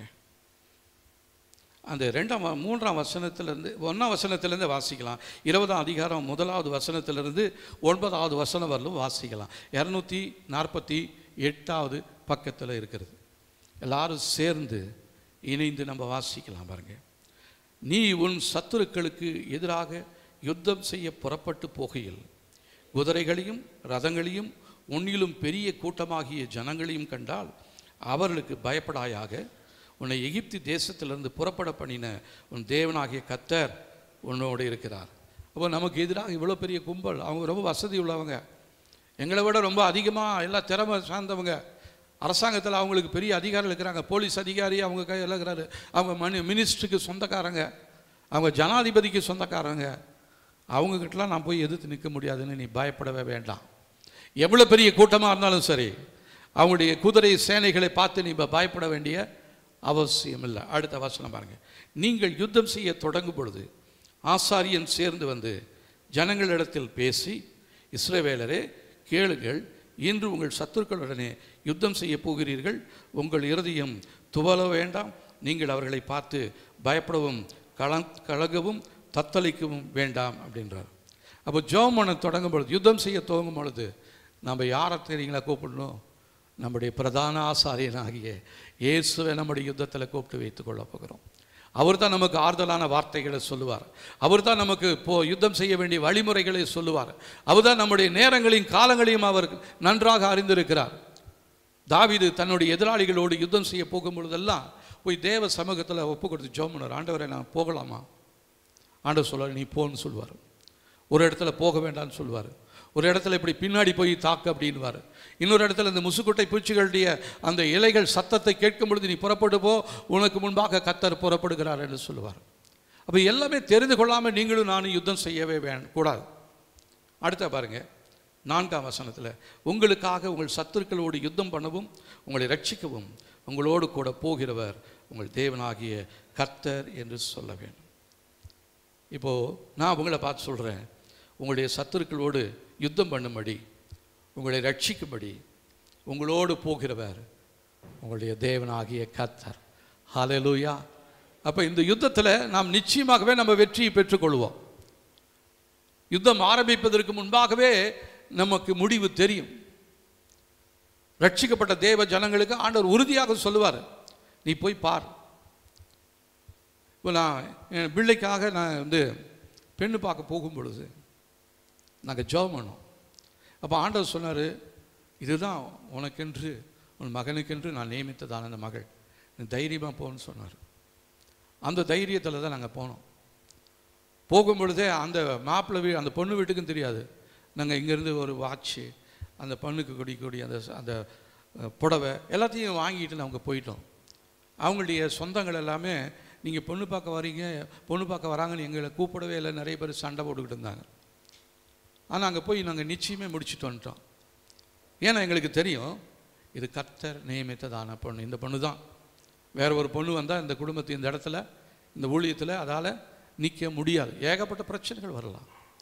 பிரச்சனைகள் வந்தாலும் பிரச்சனைகளுக்கு மத்தியில் அதை தாண்டி செல்லும்படியாக கர்த்தர் உதவி செய்திருக்கிறார். ஆகவே நீங்கள் கர்த்தரிடத்தில் கேட்கணும். உங்களோடு போகிறவர் சர்வ வல்லவர், அவரை நம்பி தான் நீங்கள் யுத்தம் செய்யணுமே ஒழிய, மற்றபடி எனக்கு நல்ல ஒரு பொண்ணு கிடச்சிருச்சு, நல்ல ஒரு மாப்பிள்ளை கிடச்சிருச்சு அப்படின்னு நம்ம செஞ்சோம்னா அது நிச்சயமாகவே இன்றைக்கி நமக்கு ஒரு சந்தோஷமாக ஆசீர்வாதமாக இருக்கலாம். ஆனால் முடிவில் அது மிகவும் மோசமான ஒரு முடிவாக மாறிவிடும். ஆகவே நீங்கள் இந்த நாட்களில் இந்த யுத்தத்தை செய்யும் பொழுது இந்த காரியங்களெல்லாம் உங்களுடைய வாழ்க்கையில் வேணும்னு சொல்லி அடுத்த வசனங்களை வாசிக்கலாம் பாருங்கள். 5, அன்றியும் அதிபதிகள் ஜனங்களை நோக்கி, புது வீட்டை கட்டி அதை பிரதிஷ்டை பண்ணாதிருக்கிறவன் எவனோ அவன் தன் வீட்டுக்கு திரும்பி போக கடவன். அவன் யுத்தத்திலே செத்தால் வேறொருவன் அதை பிரதிஷ்டை பண்ண வேண்டியதாகும். அதாவது ஒரு புது வீட்டை கட்டிட்டு அதுக்கு இன்னும் கிரகப்பிரவேசம் கூட முடிக்கல, அதுக்குள்ளே நீ அவசரப்பட்டு நீ சண்டைக்கு போயிடாத. சண்டையில் நீ செத்து போயிடுவ. செத்து போயிட்டா வேற ஒருத்தன் அந்த வீட்டை சுதந்திரித்து கொள்ளுவான். அடுத்த வசனம் பாருங்கள். திராட்சை தோட்டத்தை நாட்டி அதை அனுபவியாதிருக்கிறவன் எவனோ அவன் தன் வீட்டுக்கு திரும்பி போக கடவன். அவன் யுத்தத்திலே செத்தால் வேறொருவன் அதை அனுபவிக்க வேண்டியதாக இருக்கும். திராட்சை தோட்டத்தை நாட்டி நல்ல ஒரு அறுவடை எதிர்நோக்கி கொண்டிருக்கிறதால நீ யுத்தத்துக்கு போனீங்கன்னா செத்து போயிட்டா உன்னுடைய அறுவடையை வேற ஒருத்தன் என்ன பண்ணிடுவான், எடுத்துக்கொள்வான். ஆனால் நீயும் திரும்பி போயிடும். அடுத்த வசனம் பாருங்கள். ஒரு பெண்ணை தனக்கு நியமித்து கொண்டு அவளை விவாகம் பண்ணாதிருக்கிறவன் எவனோ அவன் தன் வீட்டுக்கு திரும்பி போக கடவன். அவன் யுத்தத்திலே செத்தால் வேறொருவன் அவனை விவாகம் பண்ண வேண்டியதாகவே என்று சொல்ல வேண்டும். அப்போது ஒரு கல்யாணம் பண்ணணும்னு ஒரு பெண்ணையோ மாப்பிள்ளையோ நியமித்திருக்கிறதான நீ இந்த நாட்களில் இந்த யுத்தத்தில் கலந்து கொள்ள வேண்டாம், நீ திரும்பி போயிடுன்னு சொல்கிறார். அடுத்த பாருங்கள். பின்னும் அதிபதிகள் ஜனங்களுடனே பேசி, பயங்காலியும் திடனற்றவனுமாய் இருக்கிறவன் எவனோ அவன் தன் சகோதரின் இருதயத்தை தன் இருதயத்தை போல கரைந்து போக பண்ணாதபடிக்கு தன் வீட்டுக்கு திரும்பி போக கடவன் என்று சொல்ல வேண்டும். பயப்படுறவன், கோலை, சண்டை போடுறதுக்கு திராணி இல்லாதவன், தெம்பு இல்லாதவன், இவனெல்லாம் நீ கூட்டிகிட்டு போவாது அப்படின்றார். கிதியோன் இப்படி தான் யுத்தம் பண்ண புறக்கணும் பொழுது அவனோட லட்சக்கணக்கில் ஆன ஜனங்க புறப்படுறாங்க. கர்த்தர் சொல்கிறார், இவ்வளோ பேரை கொண்டு இந்த யுத்தத்தை நான் உனக்கு செய்யறதுக்கு நான் சித்தமுள்ளவளாக இல்லை. ஏன்னா நீ என்ன சொல்லுவேன், நாளைக்கு இவ்வளோ பேர் நாங்கள் போனோம் ஆனால் இந்த ஜெயம் வந்துருச்சுன்னு, ஜெயம் என்னால் வந்ததுன்னு நீ உணரணும். அதனால் உன் கூட இருக்கிற ஜனங்கள் எல்லாத்தையும் நீ என்ன பண்ணணும், ஒரு டெஸ்ட்டு பண்ணி அவங்கள எல்லாத்தையும் நீ அவங்கள குறைச்சிடு அப்படின்றார். கடைசியாக போனவங்க எத்தனை பேர் தெரியுங்களா? கிதியோனோட 300 பேர் போனாங்க. ஆனால் அங்கே எதிராளிகள் மணலத்தனையாய், கடற்கரை மணலத்தனையாய் ஜனங்கள் எதிரிட்டு இருக்கிறாங்க. அவங்க கூட இருந்ததான ஒட்டகங்கள், திரளான ஒட்டகங்கள், திரளான ஆயுதங்கள். நீ அவங்கள பார்த்தெல்லாம் பயப்படாத, உன்னோடு இருக்கிறதான கர்த்தர் நான். ஹல்லேலூயா. கிதியோனின் பட்டயம் அது யாருடைய பட்டயம் தெரியுமா? கர்த்தரின் பட்டயம். ஹல்லேலூயா. உங்களோடு இருக்கிறதான தேவன் அவர் சர்வ வல்லவராக இருக்கிறார். அவர் நீங்கள் சாதாரணமாக நினச்சிட்டீங்களா? அதுக்கப்புறம் 9ஆம் வசனம் பாருங்கள். அதிபதிகள் ஜனங்களோடு பேசி முடிந்த பின்பு ஜனங்களை நடத்தும்படி சேனை தலைவரை நியமிக்க கடவர்கள். அப்போது இந்த இடத்துல யாரெல்லாம் யுத்தம் செய்ய வேண்டாம்னு சொல்லி ஆண்டவர் சொல்கிறாரு. முதலாவது புது வீட்டை கட்டுகிறவன், ரெண்டாவது திராட்சை தோட்டத்தை நாட்டி அதனுடைய அறுவடையை எதிர்பார்த்து கொண்டிருக்கிறவன், மூன்றாவது ஒரு பெண்ணை தனக்கு நியமித்து திருமண நாளுக்காக காத்து கொண்டிருக்கிறவன், ஐந்தாவது பயந்தாங்கொழிகள், பயப்படுகிறவர்கள், கர்த்தர் யார் என்று தெரியாதவர்கள். நீங்கள் தயவு செஞ்சு போயிடுங்க அப்படின்றார். இப்போது இதை நம்முடைய ஆவிக்குரிய அர்த்தத்திலே நாம் பார்க்கும் பொழுது நம்முடைய தேவன் அவர் சர்வ வல்லவராக இருக்கிறார். அப்போது இந்த உலகத்தினுடைய ஆசீர்வாதத்திற்காக பாடுபட்டு அதையே தங்களுடைய எண்ணமும் ஏக்கமுமாய் வைத்து கொண்டிருக்கிறவர்கள், நீங்கள் இந்த யுத்தத்தில் தயவு செய்து கலந்து கொள்ளக்கூடாது. இப்போ உங்களுடைய ஆசை யோசனையெல்லாம் எதை குறித்து இருக்கிறது? ஆவியின் மண்டலத்தில் கர்த்தர் உங்களுக்கு வைத்திருக்கிற ஆசீர்வாதத்தை நீங்கள் நினச்சிக்கிறீங்களா? இல்லைன்னா எங்களோட குடும்பம் பெருசுங்க, எங்களுக்கு இது வேணுங்க அது வேணுங்கன்னு சொல்லி உலகத்தினுடைய காரியத்திற்காக கவலைப்பட்டு கொண்டிருக்கிறீர்களா? உலகத்திற்காக கவலைப்பட்டு கொண்டிருக்கிறவர்கள், நீங்கள் தயவு செய்து யாராக இருந்தாலும் இந்த யுத்தத்தை நீங்கள் செய்யாதபடிக்கு திரும்பி போகும்படி உங்களை தாழ்மையோடு கேட்டுக்கொள்கிறேன். யாருக்கு உலகத்தின் ஆசை இல்லை? எல்லாருக்குமே தங்களுடைய குடும்பத்தை குறித்து, தங்களுடைய சந்ததியை குறித்து ஒரு ஆசை இருக்கத்தான் செய்யும். அந்த ஆசையிலையும் பிரதானமான ஆசை, எப்படியாச்சும் இந்த யுத்தத்தில் எதிராளியை தோற்கடிக்க வேண்டும். என்னோடு இருக்கிறவர் பெரியவர், அவர் எனக்கு தைரியத்தை கொடுக்கிறார், அவர் எனக்கு ஆயுதத்தை கொடுத்திருக்கிறார், அவர் எனக்கு வல்லமையை கொடுத்திருக்கிறார், அவருடைய நாமத்தினாலே பிசாசை நான் வெட்ட போகிறேன் அப்படின்னு அந்த தைரியத்தோடு இருக்கிறதால நீங்கள் தேவ சமூகத்தில் ஜெபிக்கலாம், பிசாசோடு யுத்தம் பண்ணலாம். இல்லை உலகத்தின் மேலே உங்களுடைய கண்ணு போச்சுன்னா உங்களுடைய வாழ்க்கையெல்லாம் யுத்தத்திலேயே நீங்கள் தோற்று போயிடுவீங்க, செத்து போயிடுவீங்க, காயப்பட்டு போயிடுவீங்க. ஃபாதர் ஒரு பாட்டு பாடுவார் இல்லைங்களா? பொருட்கள் மேலே கண்ணு போனான் போச்சையா உன் அபிஷேகம், ஆட்கள் மேலே கண்ணு போனால் அம்போதான் உன் அபிஷேகம். அப்போது நம்முடைய கண்கள் இன்றைக்கு எதை பார்த்து கொண்டிருக்கிறது? உலகத்தினுடைய ஆசீர்வாதத்திற்காகவா? நீங்கள் கட்டி கொண்டிருக்கிற வீட்டிற்காகவா? எதன் மேலே உங்களுடைய நோக்கங்கள் இருக்கிறது? உலகத்து மேலேயும் ஆட்கள் மேலேயும் உங்களுடைய கண்ணு போச்சுன்னா உங்களுடைய அபிஷேகம் போயிடும். உங்களுடைய அம்போன்னு தான் உங்களுடைய அபிஷேகம் உங்களை போயிடும், நின்றுடும். அம்போன்னு உங்களை விட்டுட்டு போயிடும். ஆண்டவரே உங்களை நம்பி தானே வந்தேன், நீ என்ன நம்பியா வந்த? மனுஷங்கிட்ட பேசுகிற மாதிரி என்கிட்ட பேசாதேன்னு வேறு. அவர் நம்முடைய இருதயத்தில் இருக்கிற எண்ணங்களெல்லாம் அவருக்கு தெரியும். நம்முடைய வாயின் வார்த்தைகளெல்லாம் இருதயத்தில் தோன்றுவதற்கு முன்பாகவே அடுத்தது என்ன பேச போகிறேன்னு நினைக்கிறத கர்த்தர் அறிவார். அப்போ இப்படிப்பட்டதான மகத்துவமுள்ள தேவனை நீங்களும் நான் நம்பி இருக்கும் பொழுது உலகத்தினுடைய காரியங்கள் மேலே நமக்கு கொஞ்சம் கூட எண்ணமே வேண்டாம். இந்த வீட்டில் போய் பொண்ணு எடுத்தா நல்லா டவரி கொடுப்பாங்க,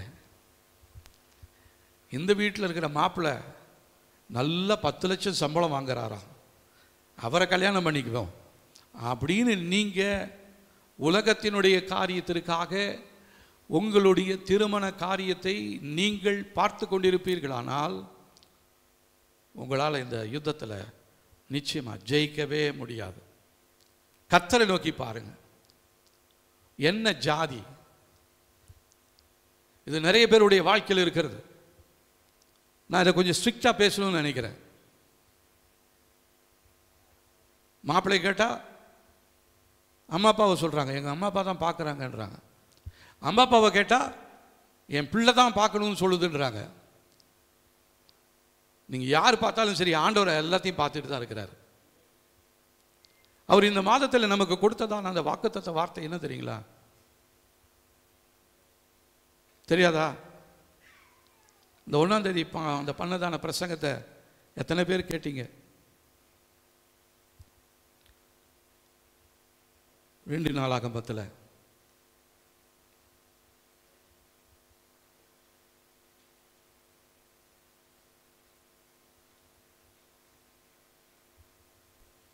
பதினாறாம் அதிகாரம் 19ஆம் வசனம். இதுதான் இந்த மாதத்திலே தேவன் நமக்கு கொடுத்ததான வார்த்தை. எல்லாரும் சேர்ந்து வாசிக்க போகிறோம். 560வது பக்கத்தில் இருக்குது. 2 நாளாகமும் 16ஆம் அதிகாரம் 9ஆம் வசனம் வாசிக்கலாமா? தம்மை பற்றி உத்தம இருதயத்தோடு இருக்கிறவர்களுக்கு தம்முடைய வல்லமையை விளங்க பண்ணும்படி கர்த்தருடைய கண்கள் பூமியெங்கும் உலாவிக் கொண்டிருக்கிறது.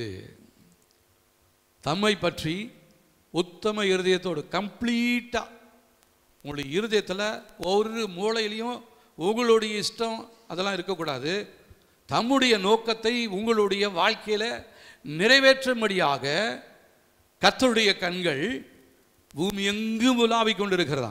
உங்கள் மகளுக்கு எந்த இடத்துல மாப்பிள்ளை கிடைக்கும், உங்கள் மகனுக்கு எந்த இடத்துல பொண்ணு கிடைக்கும்னு சொல்லி நீங்கள் தேடணும்னு இல்லை, உங்களுடைய தேவன் கரத்தில் கொடுத்துருங்க.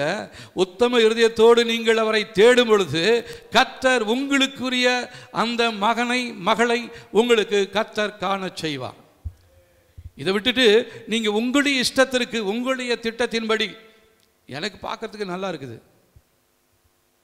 கல்யாணம் பண்ண போகிறது யாரு? உங்கள் பையனுக்கு.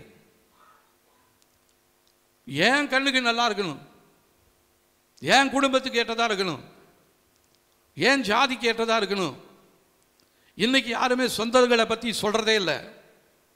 ஆனால் திருமண காரியம்னு ஒன்று வந்தவனை இவங்க ரட்சிக்கப்படாத அவங்களுடைய சொந்தம், எங்கள் சித்தப்பா வீட்டில் இருக்கிற அந்த பேத்திக்கு அவளுக்கு பிடிக்கலையா, எங்கள் தாத்தாவுடைய 2வது சம்சாரத்தினுடைய பிள்ளைக்கு பிடிக்கலையா. அப்போ ரட்சிக்கப்படும் பொழுது நீங்கள் யாருமே இல்லைன்னு தானே நீங்கள் வந்தீங்க. உங்களை ரட்சித்தது யாரு? ஆண்டவர். அப்போ நீங்கள் ஏன் இந்த காரியத்தில் இன்னும் மாற மாட்டேன்றீங்கன்னு எனக்கு தெரியல.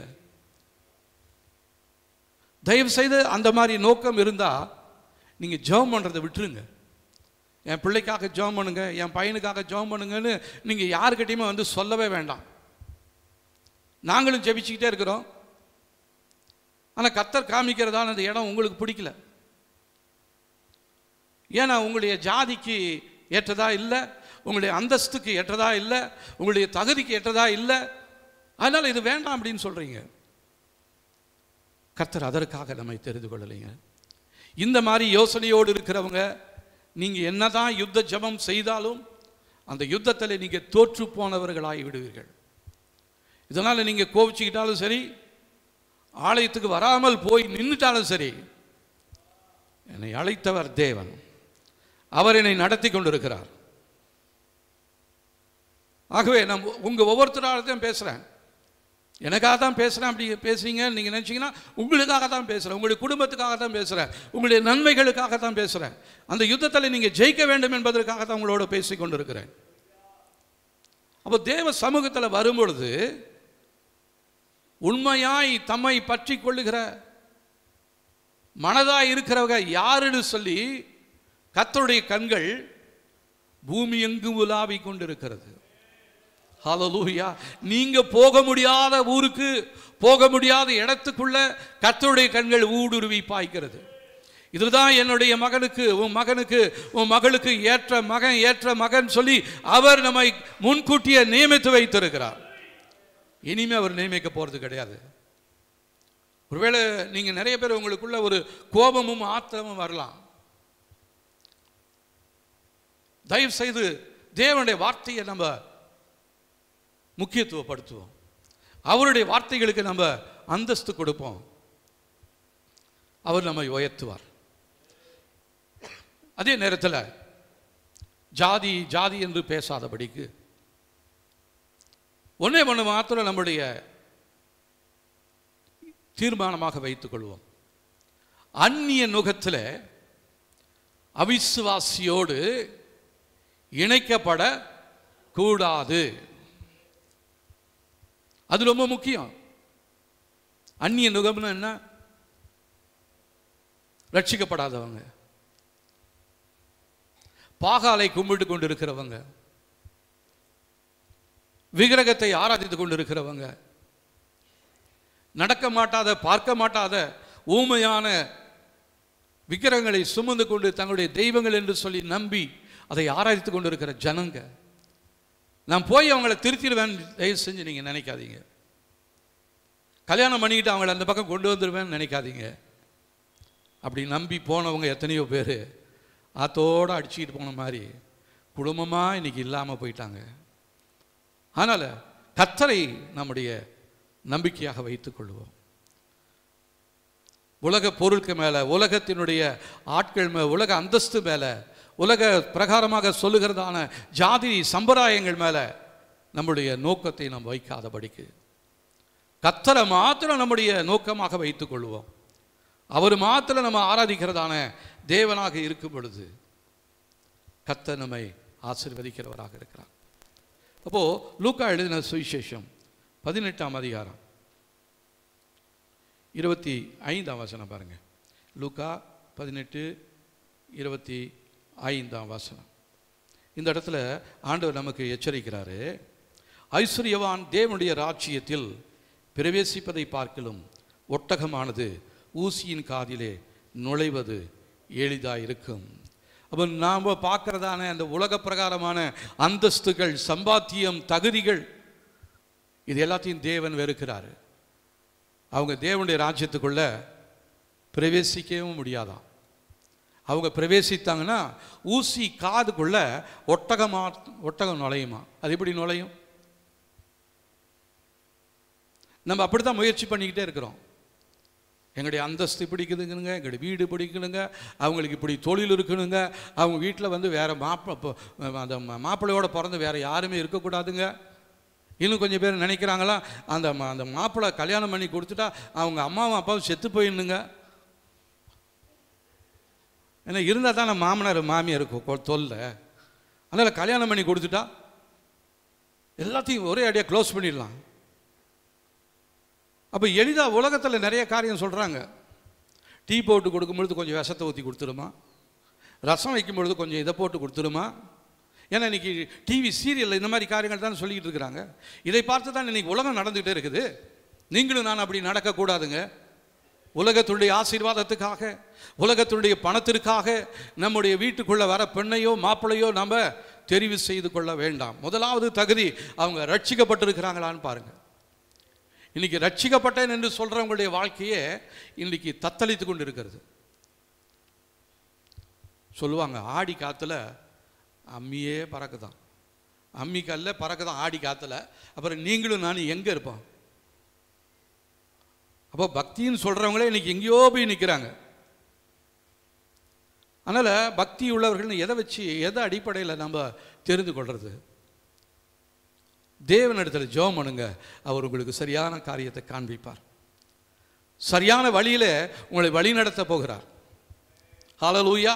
அவர் வழி நடத்தும் விண்மீனே ஆராதனை ஆராதனை, ஒளி வீசும் சுடரொளியே ஆராதனை ஆராதனை, ஓசனா உன்னத தேவனே, ஓசனா ஓசனா ஓசனா. அந்த வழி நடத்தி கொண்டு வந்த விண்மீனை பார்த்ததான அந்த சாஸ்திரிகளே திடீர்னு அவங்களுக்கு ஊடால ஒரு எண்ணம் ஒன்று வந்துருச்சு. நம்ம ஒரு ராஜகுமாரனை பார்க்க போகிறோம். அப்போ அவர் எங்கே இருந்திருப்பார்? இந்த ஊரில் இருக்கிற இந்த ராஜா வீட்டில் அரண்மனையில் தான் பிறந்திருப்பாருன்னு சொல்லி அவங்கள திசை திருப்பி ராஜா அரண்மனைக்குள்ளே கொண்டு போயிட்டான் பிசாசு. ஆனால் அங்கேருந்து பார்வோனுக்கு ஒரு எரிச்சல் வந்தாயிடுச்சு. நான் இங்கே ராஜாவாக இருக்கும் பொழுது வேறொரு ராஜா இருக்கிறதா? நோ, அந்த குழந்தை வெட்டு அப்படின்னு சொல்கிறான். இந்த சாஸ்திரிகிட்ட சொல்கிறான், நீ போய் பணிந்து கொண்டு என்கிட்ட வந்து சொல்லு, நானும் வந்து பணிந்து கொள்கிறேன்னு. ஆனால் அவன் எந்த யோசனை சொன்னான்னு சொல்லி ஆண்டவருக்கு தெரியும். ஏன்னா இதை புரியாத நிறைய பேர் இன்றைக்கி கேட்குறாங்க, இயேசு கிறிஸ்து ஆண்டவர் தானே, அவர் பிறந்த பொழுது ஏன் அத்தனாயிரம் ஜனங்க குழந்தைங்களை கொன்று குவிச்சார்? ஆண்டவர் செய்த தவறு தானே அப்படின்னு சொல்லி. ஒரு காலத்தில் ஒரு மனிதன் எழுதினதான ஒரு புஸ்தகத்தில் விதமாக எழுதினது, அதை படித்த பொழுது எனக்கு ஒரு கேள்வி தான், இயேசு பிறந்த பொழுது ஏன் அந்த ஊரில் எத்தனை ஆயிரம் பிள்ளைகளை கொன்று போட்டாங்க? ஆனால் இப்போ தான் எனக்கு தெரியுது, ஆவிக்குரிய கண்களை திறக்கும் பொழுது ஆவியின் மண்டலத்தில் அந்த குழந்தையை கண்காணித்து கொண்டிருக்கிறதான தீமையான கண்கள் அந்த தேசத்தில் இருந்தது. அதில் ஏரோதும் ஒருத்தன் தான். அதனால் அவர் என்ன பண்ணார் தெரியுங்களா? அந்த கண்காணிக்கின்றதான அந்த கண்களிலிருந்து கர்த்தருக்கு ஒரு விடுதலையை, இயேசுவை குறித்து சொன்ன வார்த்தைகள் நிறைவேறும்படியாக தீமை எல்லா காரியங்களையும் வெட்டி போட்டார். அதுக்கு அத்தனை பேரை வெட்டுறதா? அது தேவனுடைய கரத்தில் தான் இருக்குது. அதை நம்மளால் கேள்வி கேட்கவோ பதில் சொல்லவோ நமக்கு முடியாது. எவன் மேலே இரக்கமாக இருக்கணும்னு சித்தமாக இருக்கிறாரோ அவன் மேல் இரக்கமாக இருப்பார். எவன் மேல் கிருபையாக இருக்க சித்தமாக இருக்கிறாரோ அவன் மேல் கர்த்தர் கிருபையாக இருப்பார். ஆனால் நம்ம தேவன் அநீதி உள்ளவர் என்று சொல்லலாமா? சொல்லக்கூடாது. அவர் ஏசாவை வெறுத்தார், யாக்கோபை சிநேகித்தார். உங்கள் குடும்பத்தில் உங்களை விட நல்லவங்க எவ்வளோ பேர் இருந்தாங்க. குடும்பத்தில் ரொம்ப மிகவும் தாழ்ந்தப்பட்டு மோசமான உங்களையும் என்னையும் கர்த்தர் தெரிந்து கொண்டார். ஹல்லேலூயா. ஆகவே தேவன் நமக்கு நியமித்து வைத்திருக்கிற ஆசீர்வாதங்களை எந்த மனுஷனாலையும் தடை செய்ய முடியாது. ஆகவே உலகத்தினுடைய ஆசீர்வாதத்தின் மேல் நம்முடைய கண்கள் நோக்கமாக இருக்குமானால் கர்த்தர் நம்மை எச்சரிக்கிறார், நீ யுத்தம் செய்யாத, நீ திரும்பி போயிடுன்னு சொல்றார். அடுத்ததா மத்தேயு 6 அதிகாரம்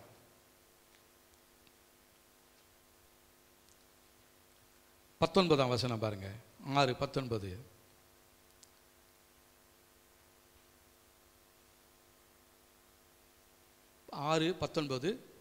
பூமியிலே உங்களுக்கு பொக்கிஷங்களை சேர்த்து வைக்க வேண்டாம், இங்கே பூச்சியும் துருவும் அவைகளை கெடுக்கும், இங்கே திருடனும் கன்னமிட்டு திருடுவார்களே.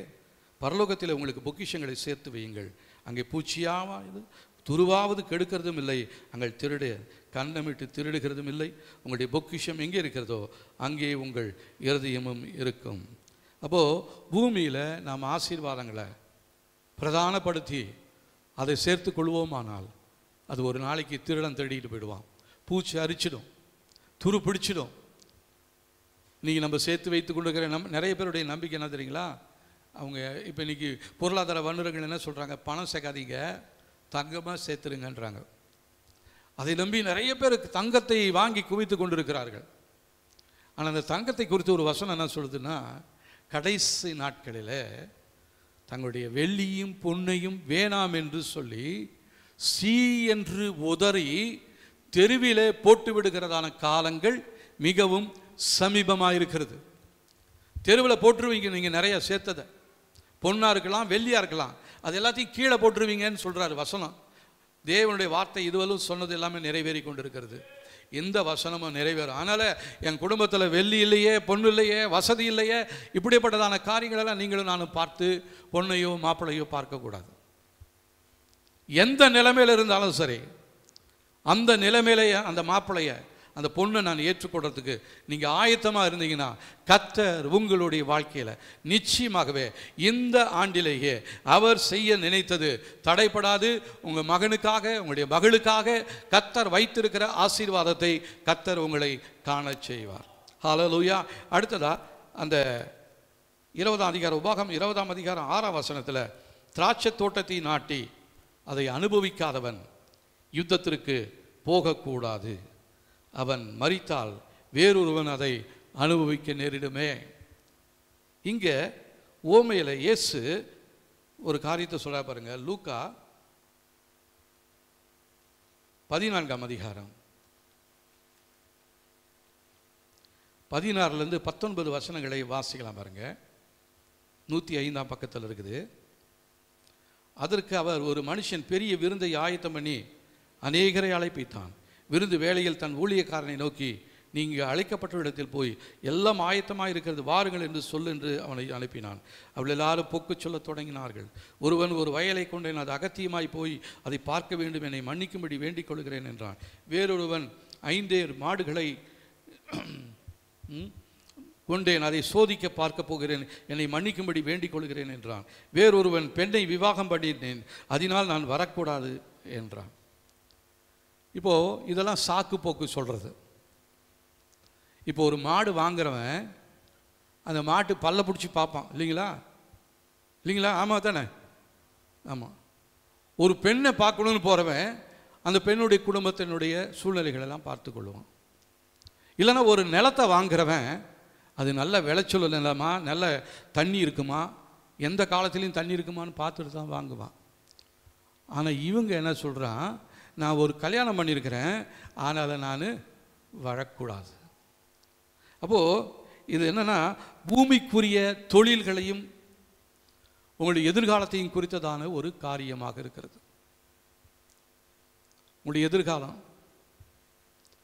எதிர்காலம் என்ன ஆகுமோ அப்படின்னு நீங்கள் நினச்சிங்கன்னா நீங்கள் யுத்தத்துக்கே போக வேண்டாம். யுத்தம் செய்யவே வேண்டாம், ஜெபம் பண்ணவே வேண்டாம். ஏன்னா உங்களுடைய காலங்கள் கர்த்தருடைய கையில் இருக்கிறது. ஏன் நீங்கள் எதிர்காலத்தை குறித்து நீங்கள் கவலைப்படணும்? ஹல்லேலூயா. ஏன் அமைதலாகிறீங்க? சொல்கிற காரியம் உங்களுக்கு கொஞ்சம் கோபமாக இருக்கா? நீங்கள் கோவிச்சுக்கிட்டாலும் சரி, கோவிக்கலைனாலும் சரி, நான் சொல்ல வேண்டிய காரியத்தை நான் சொல்லிடுறேன். கேட்கறதும் கேட்காததும் உங்களுடைய கையில் இருக்கிறது. நான் பிளாத்து மாதிரி கையை கழுவிடுவேன். ஆண்டவரே, நீங்கள் சொன்னதான காரியத்தை நான் சொல்லிட்டேன், அவங்க கேட்கல, கேட்டாங்க, அதுக்குரிய ஆசீர்வாதத்தை நீங்கள் அவங்களுக்கு கொடுக்கன்னு சொல்லி நான் கை கழுவிட்டு போயிடுவேன். ஆனால் கர்த்தருடைய நாள் ஒன்று வரும், நியாய தீர்ப்பு நாள் ஒன்று வரும். அன்றைக்கு கர்த்தர் என்னை பார்த்து இவங்களுக்கு சொல்லணும்னு சொல்லி நீ சொன்னையா பா, நீ சொல்லாததுனால இப்படி குடும்பம் சீரழிஞ்சு போயிடுச்சு, ஆனால் அந்த குடும்பம் அழிஞ்சு போகிறதுக்கு நீ ஒரு காரணம், அந்த இரத்த பழியை உன் கையில் கேட்பேன்னு சொல்லுவார். இன்றைக்கி நான் சொல்லிடுவேன், ஆண்டவரை இவருடைய இரத்த பழிக்கு என்னுடைய கைகளை நான் நீங்கள் ஆக்கிக் கொள்கிறேன். ஹல்லேலூயா. அதனால் நான் உங்களை பார்த்தோ, உங்களுடைய குடும்ப அந்தஸ்தை பார்த்தோ, நீங்கள் காணிக்க கொடுக்கறத பார்த்தோ, உங்களுடைய சூழ்நிலையை பார்த்தோ நான் உங்களை நேசிக்கலை. கர்த்தர் என்னை நேசித்தது போல நான் உங்களை நேசிக்கிறேன். கர்த்தர் என்ன சொல்கிறாரோ அதை உங்களுக்கு சொல்கிறேன். நீங்கள் கேட்குறதும் கேட்காததும் உங்கள் கையில் இருக்குது. அதனால் பூமிக்குரிய ஆசீர்வாதங்களுக்காக தேவ சமூகத்தில் வந்து நீங்கள் யுத்த ஜெபம் செஞ்சீங்கன்னா அந்த யுத்தத்தில் நீங்கள் தோற்று போயிடுவீங்க. அடுத்தது 3வது பாருங்கள், 7வது வசனத்தில், ஒரு பெண்ணை நியமித்து கொண்டு அவளை விவாகம் பண்ணாதிருக்கிறவன் தன் வீட்டிற்கு திரும்பி போக கடவன். அவன் யுத்தத்தில் செத்தால் போகிற வேறொருவன் அவளை விவாகம் பண்ண வேண்டியது இருக்குமே. இந்த இடத்துல 2 எண்ணங்களோடு இருக்கிறவங்க, 2 காரியங்களில் உங்களுடைய காலை வைத்து கொண்டு இருக்கிறவங்க, ஒரு பக்கம் இயேசு, ஒரு பக்கம் உலகம். 2 போட்டில் நீங்கள் பிரயாணம் பண்ணிங்கன்னா உங்களால் போய் சேர வேண்டிய இடத்துல சேரவே முடியாது. இருமனம் உள்ளவன் தன் வழிகளிலே நிலைவரப்படான். நீங்கள் 2 மனசோடு நீங்கள் போனீங்கன்னா உங்களுடைய வழி நிலைவரப்படவே படாது. நீங்கள் விரும்பாதது தான் கிடைக்கும். நீங்கள் பார்த்து ரொம்ப நல்லது நீங்கள் தெரிஞ்சிருப்பீங்க, ஆனால் வீட்டுக்கு வந்து பார்த்தா தான், அதை உபயோகப்படுத்தும் பொழுது தான், தண்ணி ஊற்றும் பொழுது தான் அது எவ்வளோ பெரிய ஓட்டம் இருக்குதுன்னு அப்போ தான் உங்களுக்கு தெரியும். அதுக்கப்புறம் வாங்கிட்டு வந்த பின்னாடி கொண்டு போய் கொடுப்பீங்களா? கொடுக்க முடியாது. கொடுத்தாலும் வித்தவன் வாங்குவானா? வாங்கினாலும் உங்களுக்கு என்ன சொல்லுவாங்க? அப்போ 2 மனசு இருக்கிறவங்க நீங்கள் தயவு செய்து இந்த யுத்தத்தில் நீங்கள் ஜெபிக்க வேண்டாம். கர்த்தர் கொடுப்பாரு, ஒரு பக்கம் கர்த்தர் கொடுக்க மாட்டார்.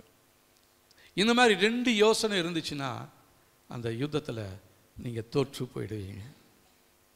அதனால் கர்த்தருடைய கையில் நம்மை ஒப்பு கொடுத்து விட போகிறோம்.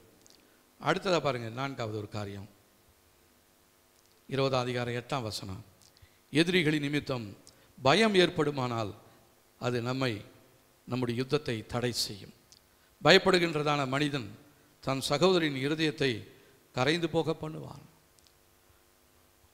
பயந்திருக்கிற ஒரு ஆள் ஒரு குடும்பத்தில் இருந்தால் போதும், அவிசுவாசமாக இருக்கிற ஒரு மனுஷன் ஒரு குடும்பத்தில் இருந்தால் போதும், அந்த குடும்பம் என்னதான் நல்லா பக்தியாக 3 நேரமும் ஜெபம் பண்ணி வேதத்தை வாசித்துக்கிட்டே இருந்தாலும் உங்கள் குடும்பத்துக்குள்ளே ஒரு பயப்படுகிறவன் இருந்தால் போதும்.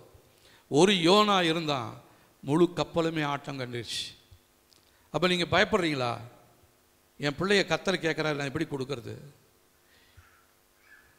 இந்த குடும்பத்தில் வந்து என் பையனை கேட்குறாங்களே, இந்த பொண்ணை கேட்குறாங்களே, எப்படி கொடுக்கறது? இவங்களை நம்பி கொடுக்கலாமா? இந்த பிள்ளையினுடைய விருப்பம் எப்படி இருக்குது, தேவனுடைய சித்தம் எப்படி இருக்குது? இப்போ தேவனுடைய சித்தத்துக்கு ஒப்பு கொடுக்கறதா, என்னுடைய விருப்பத்துக்கு ஒப்பு கொடுக்கறதா? 2 எண்ணத்தோடு நீங்கள் இருக்கிறீங்க. கர்த்தர் தெய்வமானால் கர்த்தரை ஆராதிப்போம், பாகால் தெய்வமானால் பாகாலை ஆராதிப்போம். 2 மனம் உள்ளவர்களா, 2 நினைவினாலே எந்த மட்டும் நீங்கள் குந்தி நடந்து கொண்டே இருப்பீர்கள். இதனால் உங்களுடைய வாழ்க்கையில் சரியாக உங்களால் நடக்க முடியல, போக வேண்டிய தூரத்தை உங்களால் போய் சேர முடியல. உங்களை கர்த்தர் எவ்வளோ ஆசீர்வாதமான ஒரு குடும்பத்தை வைத்திருந்தார், ஆனால் அந்த குடும்பத்தை இழந்து போய் வந்திருக்கிறீங்க. இன்றைக்கும் மறுபடியும் உங்களுக்கு சில காரியங்களை புதிதாக உருவாக்கி வைத்து கொண்டிருக்கிறார். அதை நீங்கள் இழந்து போயிடாதீங்க. 2 மனம், 2 மனம், 2 நினைவு இருக்குமானால் உங்களால் நிச்சயமாகவே நேர்மையாக ஸ்திரமாக நடக்கவே முடியாது. இயேசு சிலுவையில் மரிக்கும் பொழுது அவர் பாருங்க, தன்னுடைய சீடர்களின் உள்ளத்தை அவர் பார்க்கிறார். யோவான் எழுதின சுவிசேஷம் 20ஆம் அதிகாரம்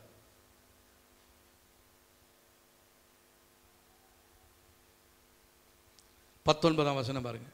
வாரத்தின் முதல் நாளாகிய அன்றைய தினம் சாயங்கால வேளையில் சீஷர்கள் கூடியிருந்த இடத்திலே யூதர்களுக்கு பயந்ததினால் கதவுகள் பூட்டிருக்கையில் இயேசு வந்து நடுவே நின்று உங்களுக்கு சமாதானம் என்றார். இயேசுவை 3.5 வருஷம் இவங்க கூடவே இருந்தாங்க. நிறைய அற்புதங்கள் அடையாளங்களெல்லாம் நடந்துச்சு. இவங்க ஜெபித்த பொழுது குருடருடைய கண்கள் திறக்கப்பட்டது. 5 அப்பம் 2 மீன் 5000 பேருக்கு போஷிக்கும் பொழுது இவங்க கையில் எடுத்து கொடுத்தாங்க. ஆனால் இன்னைக்கு இயேசுவை பற்றி சொல்லுவதற்கு பயம். இயேசுவே சிலுவையில் அடிச்சுட்டாங்க, நாம் ஏமாத்தலாம் அப்படின்னு சொல்லி பயந்து கொண்டு ஒரு அறை வீட்டுக்குள்ளே இருந்து கதவை பூட்டி கொண்டிருக்கும் பொழுது அவளுக்கு நடுவே நின்று கர்த்தர் சொன்னார், உங்களுக்கு சமாதானம் என்று சொல்லி. ஒருவேளை நீங்கள் பயந்து கொண்டு இருக்கலாம். பயப்படுகிற உங்களை பார்த்து கர்த்தர் சொல்கிறாரு, பயப்படாதீங்க, நான் உங்களோடு இருக்கிறேன், நான் உங்களை தெரிந்து கொண்டேன், நான் உங்களுக்கு செய்திருக்கிறதான நன்மைகள் ஏராளம், அதையெல்லாம் உங்கள் வாழ்க்கையில் நான் கொடுக்க போகிறேன் என்று ஆண்டவர் சொல்லுகிறார். இப்போ நாம் என்ன பண்ண போகிறோம்? இந்த யுத்தத்தில் நீங்களும் நானும் கலந்து கொள்ளலாமா? இந்த யுத்த ஜெபத்தை நாம் செய்யலாமா அல்லது செய்யக்கூடாது என்று சொல்லி நீங்களே ஒரு தீர்மானம் எடுத்துக்கொள்ளுங்கள். கர்த்தர் நம்மை ஆசீர்வதிப்பார். நாம் யாவரும் எழுந்து நின்று தேவ சமூகத்தில் கேட்ட வார்த்தைகளுக்கு நம்மை முழுவதுமாக அர்ப்பணிக்கப் போகிறோம். ஆண்டவரை, எங்களுடைய இஷ்டத்தின்படி நாங்கள் தெரிந்து கொண்டோம், எங்களுடைய இஷ்டத்தின்படி நாங்கள் ஓடணும்.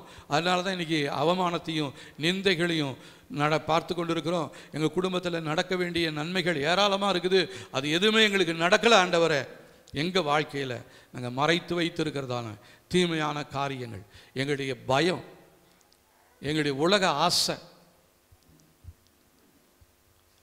அது எங்களுடைய கண்ணை மூடிடுச்சு. ஆண்டவரை, உங்கள் மேலே வைத்திருக்கிற விசுவாசத்தில் எங்களை வளரச் செய்யுங்க. உலகத்தில் இருக்கிற எங்களுடைய கண்கள் எல்லாம் உங்களை பார்க்கட்ட. ஆண்டவரே, உலக மேன்மைக்காக எல்லாவற்றையும் துறப்பதற்கு நான் ஆயத்தமாக இருக்கிறேன் என்று சொல்லுகிறவர்களுடைய வாழ்க்கையில் கர்த்தர் நிச்சயமாகவே ஆசீர்வாதத்தை கொடுக்க போகிறார். உங்களுடைய பையனுக்காக பொண்ணுக்காக நீங்கள் பெண்ணு மாப்பிள்ளை தேடிட்டு இருப்பீங்கன்னா தேவ சித்தத்துக்கு ஒப்பு கொடுங்க. உங்களுடைய பிள்ளைகளுடைய வேலை காரியங்களுக்காக நீங்கள் ஜெபித்து கொண்டிருப்பீர்களானால், ஆண்டவரே, நீங்கள் அவனை குறித்து என்ன திட்டம் வைத்திருக்கிறீங்க? நான் வேலைக்காக தான் யோசிக்கிறான், என் பிள்ளை நீங்கள் ஊழியத்துக்காக தெரிந்து கொண்டீங்கன்னா ஊழியத்துக்காக அர்ப்பணிங்க. கர்த்தருடைய நாமத்தில் நீங்கள் அவனை நம்பி நீங்கள் ஒப்பு கொடுங்க, அந்த பிள்ளையை ஒப்பு கொடுங்க. கர்த்தர் உங்களை எடுத்து நிறுத்துவார். அதை விட்டுட்டு நான் இப்படி உயர்ந்த இடத்துல நான் பிள்ளையை நடத்தணும்னு நான் நினைக்கிறேன். விருப்பம், உங்கள் விருப்பம் இருக்குது, கர்த்தர் செய்வார். ஆனால் அவருடைய விருப்பம் உங்களுடைய பிள்ளையை அவர் தமக்கென்று தெரிந்து கொண்டிருக்கிறார். இந்த பிள்ளையை உங்கள் சாமர்த்தியத்தினால நீங்கள் பெற்றுட்டீங்கன்னு நீங்கள் நினைக்காதீங்க. கர்த்தர் உங்களுக்கு ஈவாக கொடுத்திருக்கிறார். ஆகவே இந்த காரியத்தில் தேவன் உங்களுக்கு உதவி செய்யும்படியாக நாம் ஜெபிக்க போகிறோம். ஹல்லேலூயா. கர்த்தாவே, இந்த நல்ல நாளுக்காக நன்றி. ஆண்டவரே, நீங்கள் உயிர் தெழுந்ததான தேவன். ஆகவே எங்களுடைய வாழ்க்கையை மரிப்பதற்கு நாங்கள் ஆயத்தமாக ஒப்பு கொடுக்கிறோம். மரித்து போன லாசருவை உயிரோடு எழுப்பினதான தேவன், எங்களுடைய வாழ்க்கையை நீங்கள் மறுபடியும் உயிர்ப்பிக்க கட்ட நீங்கள் போதுமானவராக இருக்கிறீங்க. எங்களுடைய விருப்பத்தின்படி, எங்களுடைய திட்டத்தின்படி நாங்கள் நடத்தினதான காரியங்கள் எங்களுடைய வாழ்க்கையிலிருந்து முற்றிலுமாக அகன்று போகும்படியாய் சொல்லி ஜெபிக்கிறோம்.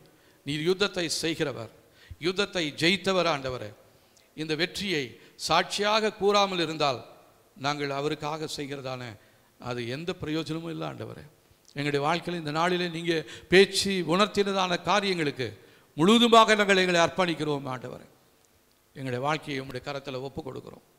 எந்த விதமான சாக்கு போக்கும் சொல்லாமல் எங்களுடைய சார்பில் தேவன் இருக்கிறபடியினாலே எல்லாவற்றையும் உங்களுடைய கரத்தில் ஒப்பு கொடுத்து உங்களை அர்ப்பணித்து ஜெபிக்கிறோம். இதன் மூலமாய் வருகிற எல்லா மகிமையும் கனத்தையும் இயேசுராஜா ஒருவருக்கே நாங்கள் செலுத்துகிறோம். இயேசுவின் நாமத்தில் ஜெபிக்கிறோம் நல்ல பிதாவே, ஆமென். நம்முடைய கர்த்தராகிய இயேசு கிறிஸ்துவின் கிருபையும் பிதாவாகிய தேவனுடைய அன்பும் ஆவியானவருடைய காவலும் ஐக்கியமும் இன்றும் என்றும் சதா காலங்களிலும் நம் அனைவரோடும் இருப்பதாக. ஆமென், ஆமென். கர்த்தர் நம்மை ஆசீர்வதிப்பாராக.